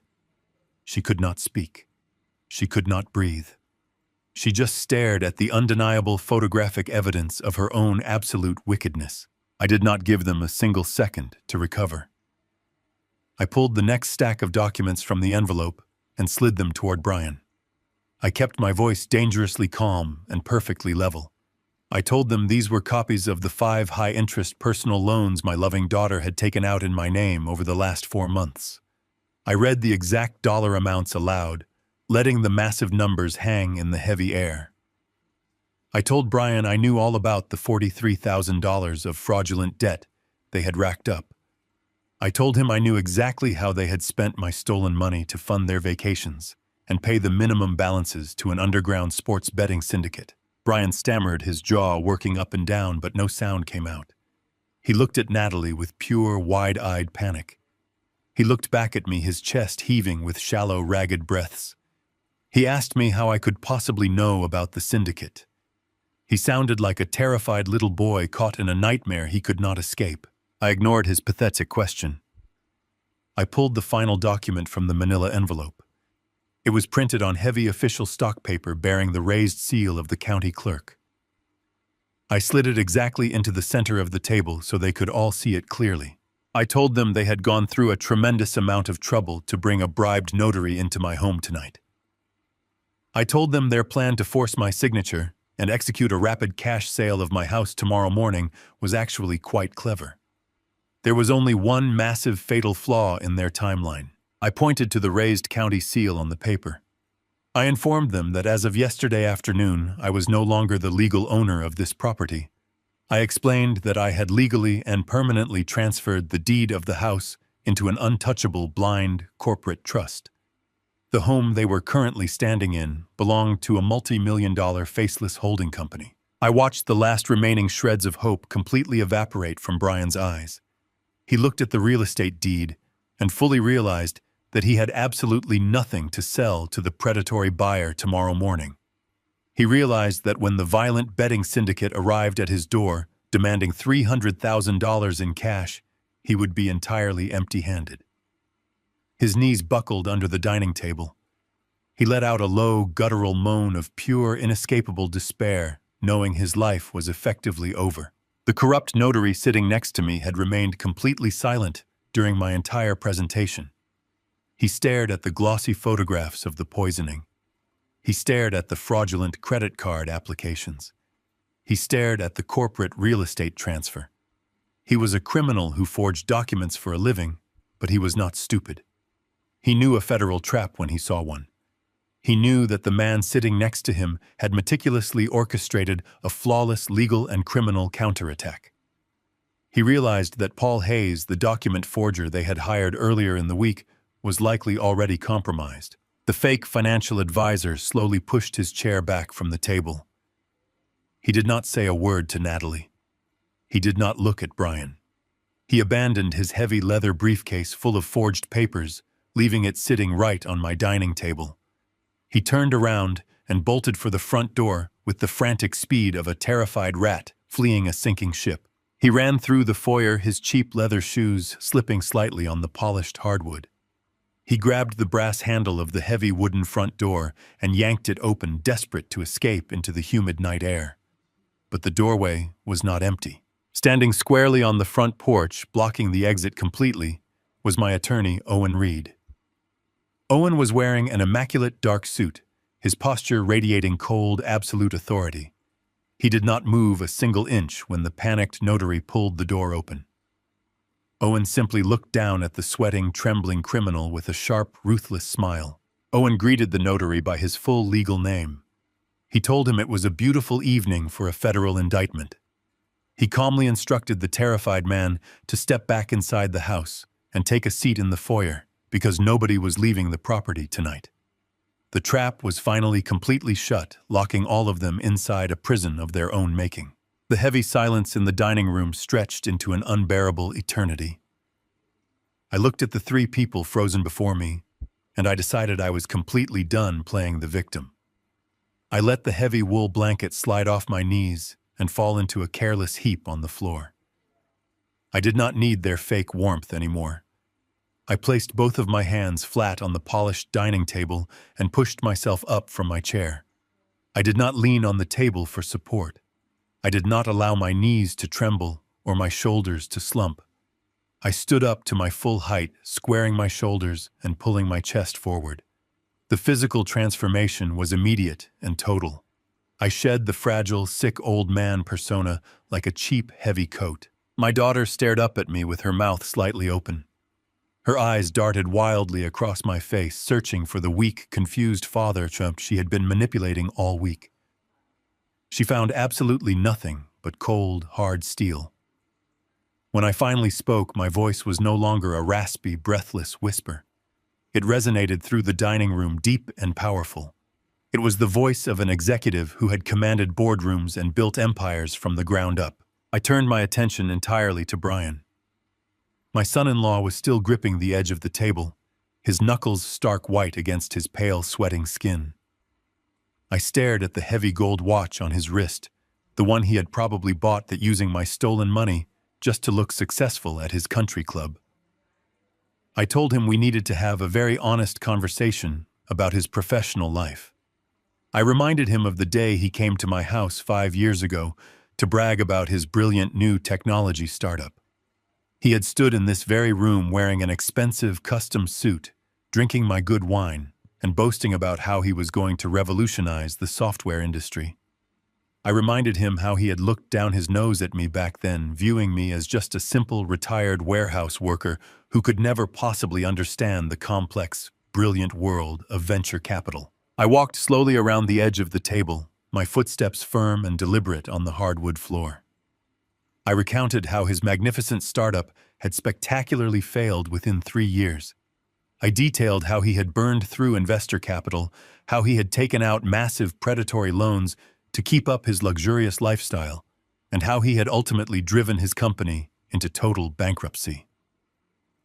I watched Brian swallow hard, his throat bobbing nervously.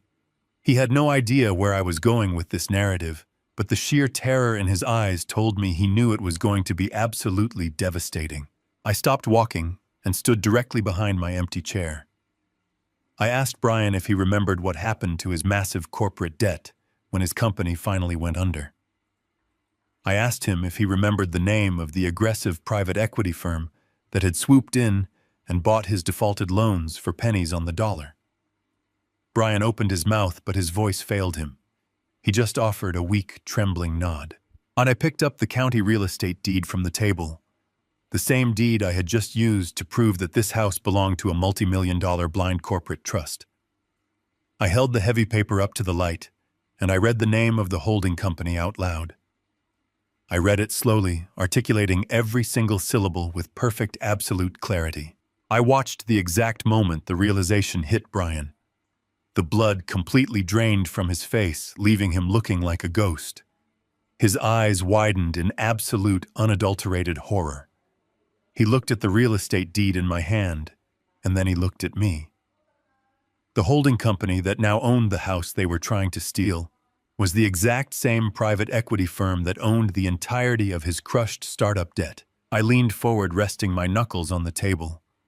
I told him the ultimate truth. I told him that I was the holding company.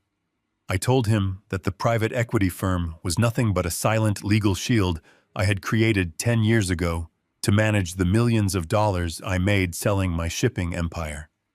I told him that I owned the deed to this house, and I owned every single penny of his massive, inescapable corporate debt. Natalie let out a choked, desperate gasp. She looked at her husband and then back at me, her reality entirely shattering around her. They had spent months plotting to steal an $800,000 house from a helpless pensioner. They had no idea they were actually trying to rob the very multi-million-dollar corporation that literally owned their entire financial existence. Owen Reed stepped out of the foyer shadows and walked into the dining room. My attorney moved with the quiet, confident grace of an executioner. He did not look at Natalie or Brian. He simply walked up to the table and handed me a single crisp white document inside a clear plastic sleeve. I took the document and dropped it right in front of Brian. I told him it was a formal, legally binding 0-day eviction notice. Natalie jumped out of her chair, her seat scraping violently against the floor. She screamed that I could not do this. She shouted that this was her home too, that she had rights as a tenant, and that the law required me to give them 30 days to vacate the premises. She was weeping now, thick, desperate tears streaming down her face, ruining her perfect makeup. I looked at my daughter and felt absolutely zero pity. I leaned closer to her, making sure she heard every single word. I informed her that the standard 30-day eviction laws applied to normal legal tenants. They completely ceased to apply when the tenants in question were actively engaged in felony criminal fraud against the property owner. I reminded her of the veterinary sedatives she poured into my soup. I reminded her of the $43,000 she stole using forged credit card applications. I pointed to the terrified, corrupt notary still sitting frozen in the corner and reminded her of the massive federal conspiracy they had orchestrated in my living room tonight. I told her that because of their documented criminal activities against the corporate entity that owned the property, they had forfeited all tenant protections. The eviction notice was effective immediately. But I looked at the grandfather clock ticking steadily in the hallway. I turned back to the two people who had plotted to destroy my mind and steal my life. I told them they had exactly 1 hour. They had 60 minutes to walk upstairs, pack whatever clothes they could fit into a single suitcase, and walk out of my front door forever. I told them that if they were still inside this house when the clock struck 8, I would have Owen call the police and have them forcefully dragged out in handcuffs for trespassing on corporate property. Brian collapsed forward, resting his head on the polished dining table. He began to sob uncontrollably. The sound was pathetic and hollow. He was a ruined man crying over the ashes of a life he had greedily burned to the ground. Natalie stood frozen, her hands covering her mouth, her eyes locked onto the 0-day eviction notice lying next to the photographs of her crimes. They had walked into this dining room tonight feeling like untouchable predators. They had smiled and poured wine, completely convinced they were about to secure a massive fortune and solve all their desperate problems. Now they were entirely broken. They had no money. They had no house. They had no leverage. They had exactly 60 minutes before they became completely homeless. I turned my back on them. I walked out of the dining room and stepped into the foyer, feeling the cool air of the evening drifting in through the front door. I stood next to Owen Reed, listening to the muffled, pathetic weeping coming from the dining table. I did not feel any joy or triumph. I only felt the clean, sterile satisfaction of watching a terrible poison finally being drawn out of my life. The steady ticking of the grandfather clock in the hallway sounded like a judge dropping a wooden gavel over and over again. Each second that passed was another grain of sand falling in the hourglass of their absolute ruin. I stood near the entryway with my attorney, Owen Reed, simply watching the scene unfold in the dining room. I did not say a word. I did not need to. The unbreakable alliance of greed that had held my daughter and my son-in-law together for years was completely dissolving right before my eyes. Brian was the first to shatter. The weeping that had consumed him just moments ago suddenly stopped, replaced by a frantic, breathless panic. He pushed himself off the polished wood of the dining table, stumbling backward until his spine hit the wall. His eyes darted around the room wildly, as if he expected the violent betting syndicate to burst through the windows at any given second. He looked at the shattered pieces of the pen on the table. He looked at the glossy photographs of the poisoned soup. Then he looked directly at his wife. The transition from husband to terrified traitor was instantaneous. Brian pointed a trembling, sweaty finger at Natalie. He began to scream, his voice cracking with sheer desperation. He looked toward the hallway, yelling to me and to Owen, desperately trying to paint himself as an innocent victim caught in a web of manipulation. He screamed that none of this was his idea. He swore that the forged documents were entirely her creation. He shouted that Natalie was the one who drove to the neighboring town to buy the heavy veterinary sedative. He cried that she was the one who carefully opened the plastic capsule and poured the white powder into my tomato basil soup. He was throwing the woman he married completely under the bus, hoping to salvage a single shred of mercy from the father she had tried to destroy. He sobbed loudly, claiming he only went along with the horrific plan because he was terrified of the loan sharks. He said Natalie had manipulated his fear using his massive gambling debts as an excuse to finally steal my entire estate. He begged me to believe that he had tried to stop her, that he had told her the chemical restraint was going too far, but that she simply refused to listen. Natalie stood absolutely still for a moment. The shock of my revelations had temporarily paralyzed her, but her husband's frantic, cowardly accusations acted like a spark hitting a pool of gasoline. The color came rushing back into her pale face, shifting into a deep, furious shade of crimson. Her hands clenched into tight, white-knuckled fists at her sides. She walked slowly around the edge of the dining table, closing the distance between them. Brian kept babbling his desperate excuses, holding his hands up defensively. Natalie did not argue with him. She did not try to deny his accusations. Instead, she pulled her arm back and delivered a vicious, echoing slap directly across his face. The sound of her open palm striking his cheek was sharp and violent, cracking through the heavy air of the dining room. Brian stumbled sideways, clutching his face, letting out a pathetic, stunned whimper. Natalie unleashed a torrent of pure, unadulterated venom. Her voice was no longer the sweet, artificial tone she used to manipulate me. It was a harsh, grating shriek of absolute contempt. She called him a pathetic, useless coward. She screamed that he was a weak failure of a man who had gambled away their entire future on worthless sports bets.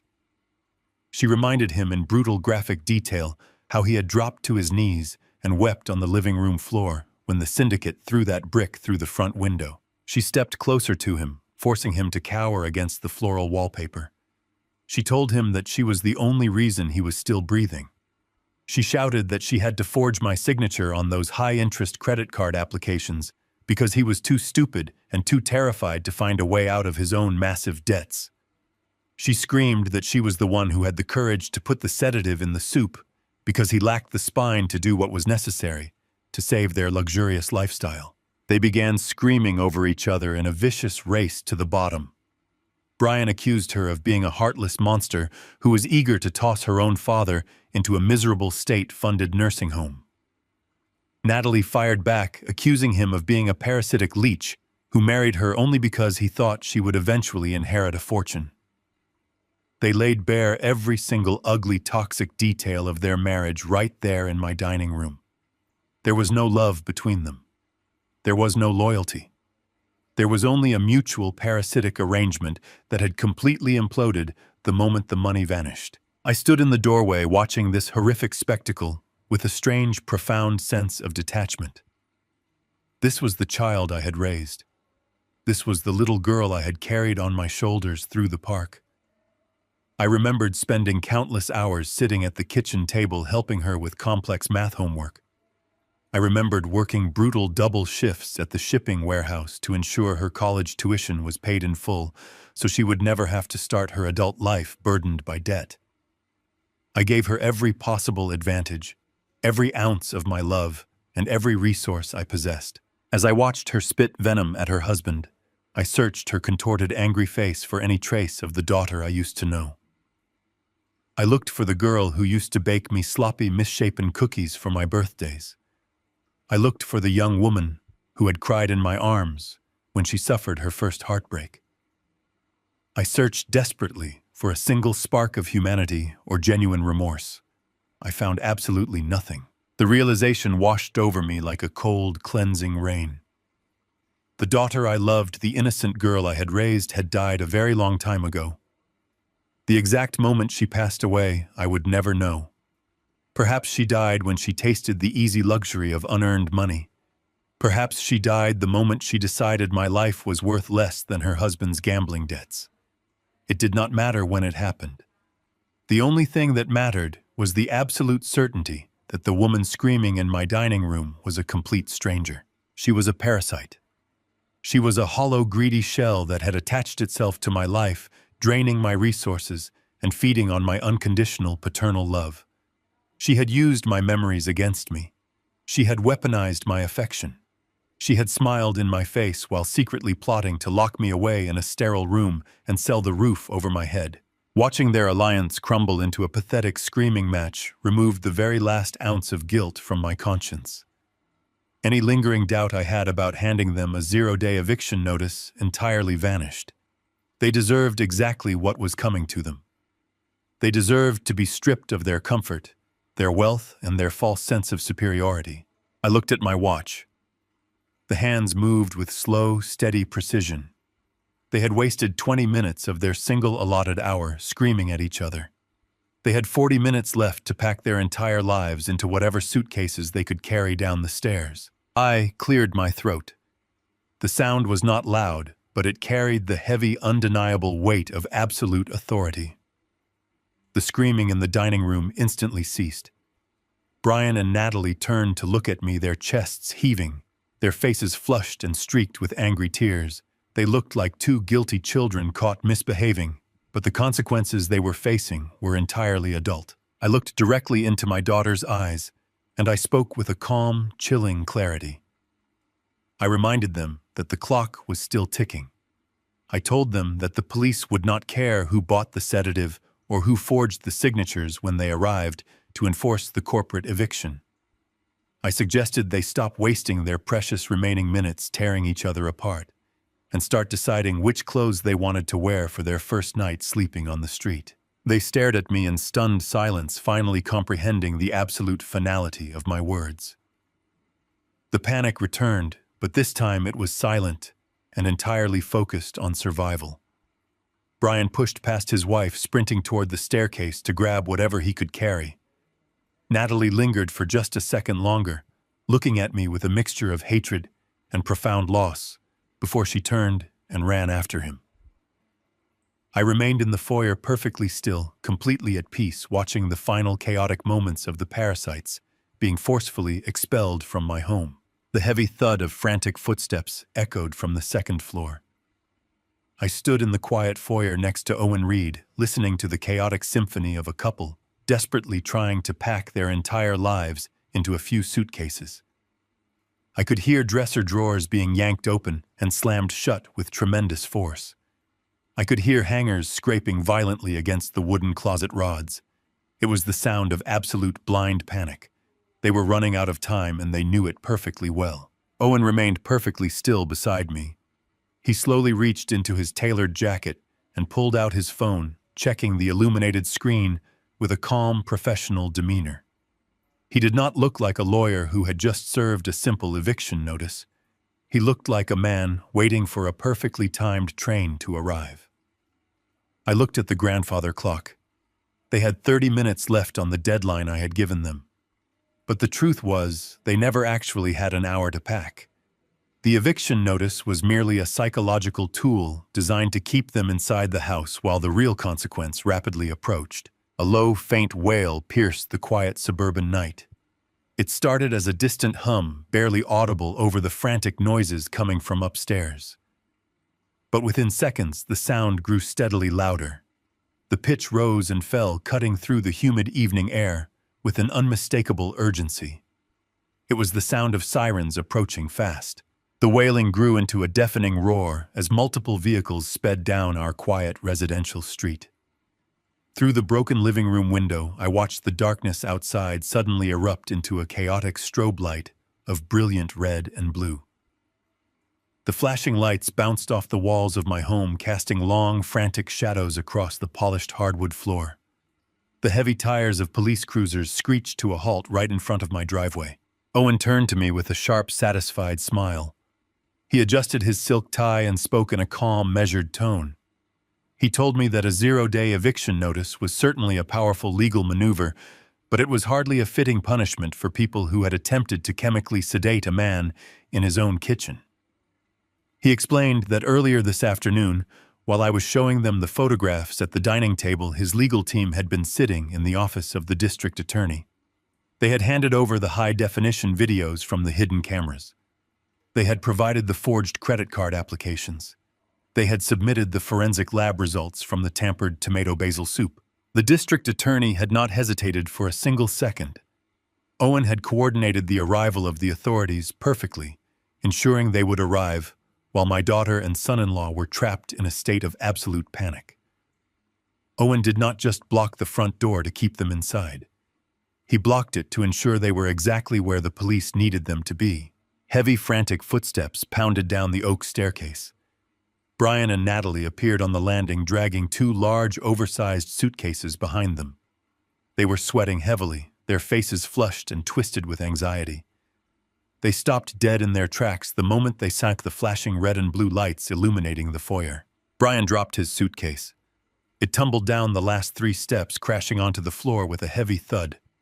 He looked at the window, then at Owen, and finally at me. Total comprehension washed over his pale face. He realized the police were not here because of a simple noise complaint. He realized the syndicate loan sharks were suddenly the least of his immediate problems. Heavy authoritative knocks pounded against the thick wood of the front door. The sound demanded immediate compliance. Owen stepped forward and pulled the door open wide. 4 uniformed police officers stepped into the foyer, accompanied by 2 plainclothes detectives. The air in the house instantly shifted, replacing the lingering smell of roasted chicken with the cold metallic scent of law enforcement. The lead detective, a tall, broad-shouldered man with a stern, uncompromising expression, stepped forward. His eyes locked onto the 2 terrified figures standing at the bottom of the staircase. He did not ask for permission to enter. He commanded the space entirely. He asked if they were Natalie and Brian. When neither of them could find the voice to answer, the detective pulled a folded stack of papers from his jacket pocket. The detective read the charges aloud, his voice completely devoid of any emotion or sympathy. He announced that he held signed arrest warrants for both of them. He stated the charges with brutal, absolute clarity: conspiracy to commit wire fraud, felony forgery, felony elder abuse, and the most devastating charge of all, attempted poisoning and reckless endangerment. The words hung in the air, heavy and inescapable. Brian did not fight. The last remaining shred of his false bravado completely evaporated. He sank to his knees on the bottom step, burying his face in his trembling hands, and began to weep. It was a pathetic, hollow sound. When the uniformed officers approached him, he simply offered his wrists, surrendering to the inevitable without a single word of protest. Natalie, however, refused to accept reality. As an officer reached for her arm, she violently pulled away. Her eyes darted wildly around the foyer, searching for any possible exit, any loophole, any manipulation she could use to escape the consequences of her crimes. When she realized the front door was blocked by police and the back door was irrelevant, she turned her desperate gaze entirely on me. My daughter ran toward me, throwing herself onto the hardwood floor right at my feet. The arrogant, cruel woman who had spent months plotting my mental destruction completely vanished. In her place was a terrified, desperate child. She grabbed the fabric of my trousers, her hands shaking violently. She looked up at me, and for the first time in perhaps her entire adult life, she cried genuine tears. These were not the fake, manufactured tears she had used to manipulate me in the hospital. These were tears of absolute, unadulterated terror. She was staring down the barrel of a decade in a federal prison, and she knew I was the only person on earth who could possibly save her. She begged me. She pleaded with a high-pitched, sobbing wail that echoed off the high ceilings of the foyer. She told me she was so incredibly sorry. She swore she never wanted to hurt me. She blamed the debt, she blamed Brian, she blamed the stress of her lifestyle. She promised she would spend the rest of her life making it up to me if I just told the officers to leave. She looked up into my face, her makeup running in dark streaks down her cheeks. She invoked the sacred concept she had weaponized against me for years. She cried that we were family. She pleaded that a father could not possibly send his own flesh and blood to a prison cell. She begged me to call them off because she was my little girl, because family forgives, because family protects each other. I stood perfectly still. I did not pull my leg away from her desperate grip, but I did not reach down to comfort her either. I looked down at the weeping, trembling woman on my floor, and I felt a profound, complete emptiness. There was no anger left. There was no sorrow. There was only a cold, sterile finality. I looked into her pleading eyes, and I spoke my final words to her. My voice was quiet, steady, and entirely devoid of warmth. I told her that she was absolutely right about family protecting each other, but I reminded her of the white powder she had poured into my dinner bowl. I reminded her of the cold, calculated way she had watched me take a sip while she waited for me to lose my mind. I looked down at her and delivered the undeniable truth. Family does not poison soup. Goodbye, Natalie. The words struck her like a physical blow. Her hands went limp, releasing their desperate grip on my clothes. The illusion of my paternal mercy completely shattered, leaving her alone in the cold, harsh reality of her actions. The lead detective stepped forward, giving a silent nod to his officers. Two uniformed policemen grabbed Natalie by the arms and hauled her to her feet. She did not fight them anymore. She simply went limp, her sobs echoing through the house as they pulled her arms behind her back. The sharp metallic click of the handcuffs closing around her wrists sounded incredibly loud in the quiet foyer. It was the sound of a heavy steel door slamming shut on the life she used to know. The officers marched Brian out the front door first, his head bowed in absolute defeat. Natalie was led out right behind him, her shoulders shaking as she was guided down the walkway and placed into the back of a waiting police cruiser. I stood in the doorway, watching the flashing red and blue lights paint the neighborhood. The heavy, oversized suitcases they had frantically packed were left sitting uselessly in the middle of my foyer. They were going to a place where designer clothes and luxury items held absolutely no value. I watched the police cruisers pull away from the curb, taking the parasites out of my life forever. The night air felt incredibly clean. The cool night air brushed against my face as I stepped out onto the front porch. The front lawn was a chaotic canvas of flashing red and blue strobes piercing through the thick suburban darkness. I stood beside Owen Reed, watching the final stages of the absolute ruin I had orchestrated. Two uniformed officers were guiding Brian toward the back of the second patrol car. His wrists were secured tightly behind his back, with the metal handcuffs catching the harsh glare of the streetlights. He walked with his head bowed and his shoulders slumped forward, completely stripped of the arrogant facade he had worn for years. His expensive Italian leather shoes scraped clumsily against the concrete driveway. He looked like a hollow shell of a man, entirely broken by the sheer weight of his own catastrophic failures. As one of the officers pressed a heavy hand down on the top of Brian, resting his head to guide him into the cramped back seat of the cruiser, the ambient noise of the neighborhood suddenly shifted. The static crackle of police radios and the murmurs of curious neighbors standing on their lawns were momentarily drowned out by a deep, vibrating rumble. It was a sound I recognized immediately. It was the same heavy, menacing growl of the massive diesel engine that had haunted my living room just 24 hours prior. Gliding slowly down the street, completely ignoring the flashing police lights and the chaotic scene unfolding in my driveway, was the massive black sport utility vehicle. It moved with the slow, deliberate crawl of a predator circling its trapped prey. The vehicle had no license plates. The windows were tinted so profoundly dark that they swallowed the light from the street lamps, reflecting absolutely nothing back into the night. It did not speed up. It did not stop. It simply rolled forward at an agonizingly slow pace, maintaining a constant predatory presence. I watched Brian from my vantage point on the porch.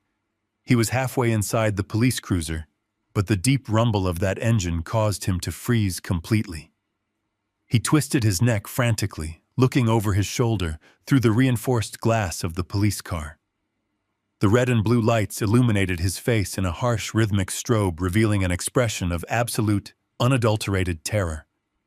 The fear he had shown when the police arrested him was nothing compared to the raw, primal panic that overtook him now. The black vehicle crept closer, rolling directly past the rear bumper of the police cruiser, holding my son-in-law. For a brief, suspended second, the massive dark vehicle and the brightly lit police car were separated by mere inches of empty space. The window of the black vehicle rolled down exactly 2 inches. No face was visible in the narrow gap. There was no shouted threat. There was no weapon pointed out into the night. There was only the cold, empty blackness of that open window acting as a silent, undeniable promise that the violent betting syndicate was absolutely ready to collect their $300,000. I could see Brian pressing his face against the window of the police cruiser, his breathing so rapid and shallow that he was fogging up the glass. He was staring at the black vehicle, his chest heaving, his eyes wide with a horrific realization. He had spent the entire week frantically trying to steal my home and my wealth, just to escape the violent men inside that vehicle. He had poisoned my food, forged my signature, and attempted to destroy my mind because he believed that paying them off was his only chance at survival. But as the black vehicle slowly rolled past the police barricade and melted away into the dark suburban streets, I watched a profound psychological shift occur inside Brian. The tears of shame and defeat that had been streaming down his face suddenly stopped. His frantic struggling ceased entirely. He slumped back against the hard plastic seat of the police cruiser, completely surrendering to the heavy locked doors and the reinforced steel cage surrounding him. He suddenly understood the brutal irony of his situation. The federal prison sentence he was facing was no longer a punishment. It was a lifeline. The concrete walls, the barbed wire fences, and the armed guards of a penitentiary were the only things standing between him and a brutal, agonizing death at the hands of the loan sharks. If he somehow managed to secure bail, if he walked out of the county jail tomorrow morning, a free man, he would not survive the day. The men in that black vehicle would be waiting for him the exact moment he stepped onto the sidewalk. Prison was his absolute sanctuary. He was a man who had desperately tried to steal a house to save his life, and had ultimately succeeded only by securing a tiny concrete cell. The lead detective slammed the door of the cruiser shut, locking Brian securely inside. The sharp, metallic sound echoed across the lawn, signaling the absolute end of the immediate physical threat. The syndicate had seen the police. They had seen their debtor being hauled away in handcuffs, facing multiple federal charges. They were ruthless criminals, but they were not foolish enough to engage in a shootout with a dozen armed police officers in the middle of a quiet residential neighborhood. They would write off the $300,000 as a bad investment and move on to their next desperate victim. The external danger that had brought violence and chaos to my doorstep was completely neutralized by the overwhelming force of the legal system. The officers returned to their vehicles. The engines of the police cruisers rumbled to life, shifting into gear. One by one, they pulled away from the curb. The flashing red and blue lights gradually faded into the distance, leaving the street bathed in the soft, warm glow of the yellow street lamps. The murmuring neighbors slowly retreated into their homes, locking their doors and closing their blinds, returning the neighborhood to its usual quiet, mundane rhythm. I remained standing on the front porch, while the cool night breeze rustled the leaves of the old oak tree in my front yard. Owen Reed stood silently beside me, sliding his phone back into his tailored jacket. He did not offer any words of congratulations. He did not slap me on the back or celebrate a victorious legal battle. He simply stood there as a quiet, respectful witness to the end of a devastating war. I looked out at the empty street where just minutes ago the people who were supposed to love and care for me had been hauled away like common criminals. I searched my heart for any lingering sense of triumph. I looked for the profound joy that usually accompanies a hard-fought victory. I expected to feel a massive surge of adrenaline or a wave of vindictive pleasure, knowing I had completely destroyed the people who tried to ruin me. I felt absolutely nothing of the sort. There was no joy. There was no triumphant elation. There was only a cold, sweeping emptiness. The silence that settled over my home was profound and total. The house behind me was entirely empty, stripped of the toxic, suffocating presence of my daughter and her parasitic husband. The air smelled cleaner, but the home itself felt hollow. I realized then that removing a cancer from your body does not make you leap for joy while you are still lying on the operating table. It simply removes the immediate threat of death. You do not celebrate the loss of flesh and bone, even if that flesh was actively trying to kill you. You only feel the sterile, clinical peace of knowing the rotting tissue is finally gone. You feel the dull, aching relief of a successful amputation. I had successfully excised the tumor that was poisoning my life. The malignant greed, the emotional manipulation, and the constant suffocating deception had been completely surgically removed. I was entirely safe. My wealth was completely protected behind impenetrable corporate walls. My future was entirely my own to dictate. But the cost of that safety was the absolute destruction of the family I had spent decades trying to build. I took a deep, slow breath, filling my lungs with the crisp, clean air of the autumn night. I exhaled slowly, letting the tension of the past 48 hours completely drain from my muscles. The war was officially over. The battlefield was completely cleared. I turned away from the empty street, stepping back inside the quiet sanctuary of my home, closing the heavy wooden door firmly behind me. I locked the deadbolt with the sharp metallic click echoing through the empty foyer, cementing the absolute finality of my decision. The toxic chapter of my life was permanently closed, and the sterile peace of the aftermath was finally mine to embrace. The morning mist rolled down the jagged peaks of the Cascade Mountains, drifting through the towering evergreen trees and settling over the calm, dark waters of the lake below. I sat in a heavy wooden rocking chair on the wraparound porch of my new cabin, holding a steaming mug of black coffee. 6 months had passed since the flashing red and blue lights of the police cruisers had painted my old suburban driveway. 6 months since I had watched the people who tried to destroy my mind being hauled away in handcuffs. Out here in the vast, isolated wilderness of the Pacific Northwest, the air was incredibly crisp and clean. It smelled of wet cedar-rich soil and absolute freedom. The cabin was a masterpiece of quiet isolation. I had purchased it entirely in cash through my blind corporate trust, specifically choosing a location completely disconnected from my previous existence. It sat at the end of a long, winding dirt road miles away from the nearest town. There were no nosy neighbors. There were no unexpected visitors.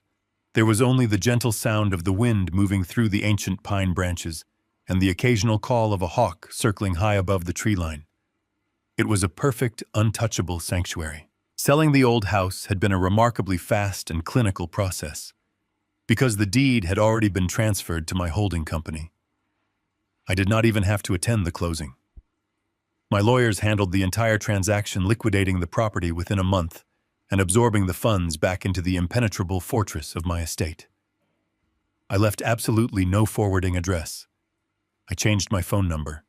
I closed every single decoy bank account and completely severed all ties to the community where I had lived for 4 decades. I became a ghost. I deliberately erased my footprint, ensuring that anyone looking for the fragile, naive pensioner they thought they knew would find absolutely nothing but empty space. I took a slow, deliberate sip of my coffee, feeling the warm, bitter liquid wake up my senses. The morning was perfectly quiet, but today held a specific finality. Resting on the small wooden table next to my rocking chair was my secure, encrypted laptop. I set my coffee mug down and opened the silver lid. The screen glowed to life, casting a pale light against the shadowed porch. I logged into my private server and opened my email inbox. There was only one new message waiting for me. It was from my attorney, Owen Reed. Owen did not believe in wasting words. His emails were always structured like a military briefing, concise, precise, and entirely stripped of unnecessary emotion. The subject line simply read, "Legal proceedings concluded." I clicked on the message and began to read the final chapter of the nightmare my daughter and son-in-law had meticulously constructed. The email detailed the complete and total collapse of their legal defense. For the first few months after their arrest, Natalie and Brian had desperately tried to fight the charges. They had hired expensive defense attorneys using the last remnants of their available credit, trying to argue that the entire situation was a terrible misunderstanding. They tried to claim that the veterinary sedative was simply an alternative medicine they had purchased online. They tried to argue that the forged power of attorney was a draft that I had verbally authorized.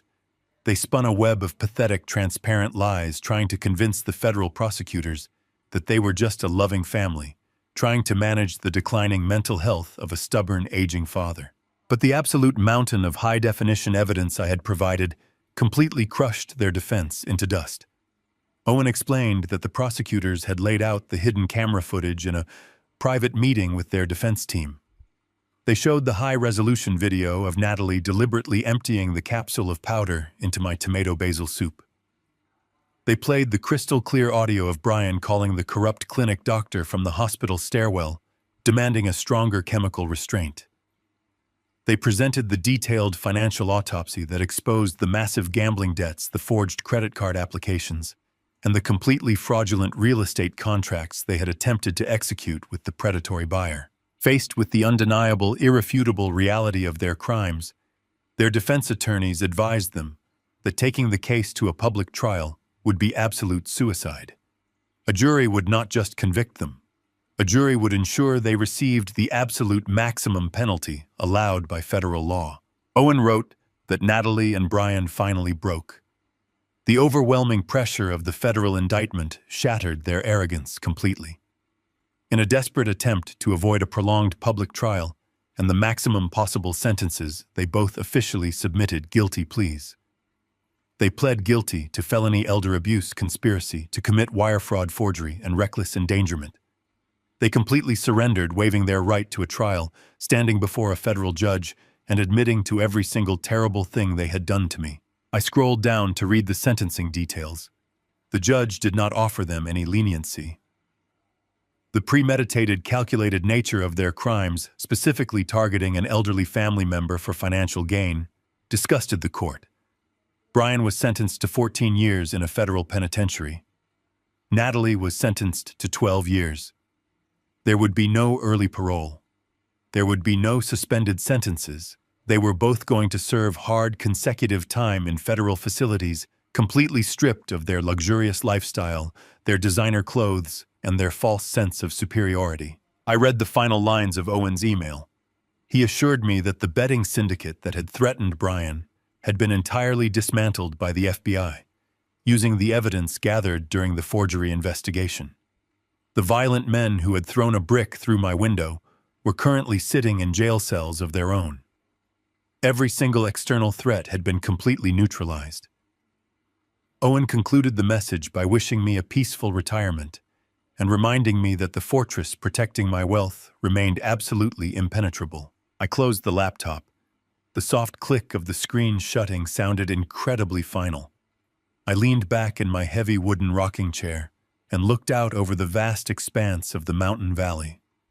The thick morning mist was finally beginning to burn off, revealing the bright, clear blue sky above the peaks. I sat in the quiet isolation and searched my heart for any lingering sense of sorrow. I waited to feel the heavy, familiar ache of a father mourning the loss of his only daughter. I expected the tears to come. I expected a wave of crushing guilt or regret to wash over me. But as I breathed in the crisp, clean mountain air, I felt absolutely nothing but a profound, sterile peace. The woman going to federal prison for 12 years was not my daughter. My daughter had vanished a long time ago, replaced by a greedy, ruthless stranger who saw my life as nothing more than a stepping stone to a bank account. I did not send her to prison. Her own greed, her own malicious choices, and her own absolute lack of humanity had locked that cell door. I had simply refused to be her victim. I looked down at my hands. They were resting calmly on the wooden armrests of my chair. They were not trembling. My mind was sharp, clear, and entirely my own. I had survived the most brutal psychological and emotional betrayal a parent could ever endure, and I had emerged completely victorious. I had not just protected my $14 million estate. I had protected my sanity. I had defended my right to live the final years of my life with absolute dignity and respect. I picked up my coffee mug and took one last long sip. The bitter heat grounded me in the present moment. I was completely independent. I was entirely safe. The massive wealth I had spent 40 years building remained perfectly intact, serving as an invisible shield against the cruelty of the world. The chaotic, desperate noise of my past life was gone forever, replaced by the beautiful, enduring silence of the mountains. The silent adjustment was finally complete. The greatest lesson I took from this nightmare is that true family is never defined simply by blood. It is forged through loyalty, respect, and unconditional love. We often blind ourselves to the toxic traits of our children, hoping our endless sacrifices will somehow guarantee their decency. But kindness must never be practiced at the cost of your own survival. Protecting your peace and your dignity sometimes requires making the agonizing choice to walk away from the very people you raised. Wealth can be rebuilt and houses can be replaced, but your peace of mind is absolutely priceless. If my story gave you the courage to finally stand up and set boundaries with the toxic people in your own life, please hit the like button, subscribe to the channel, and share your thoughts in the comments below.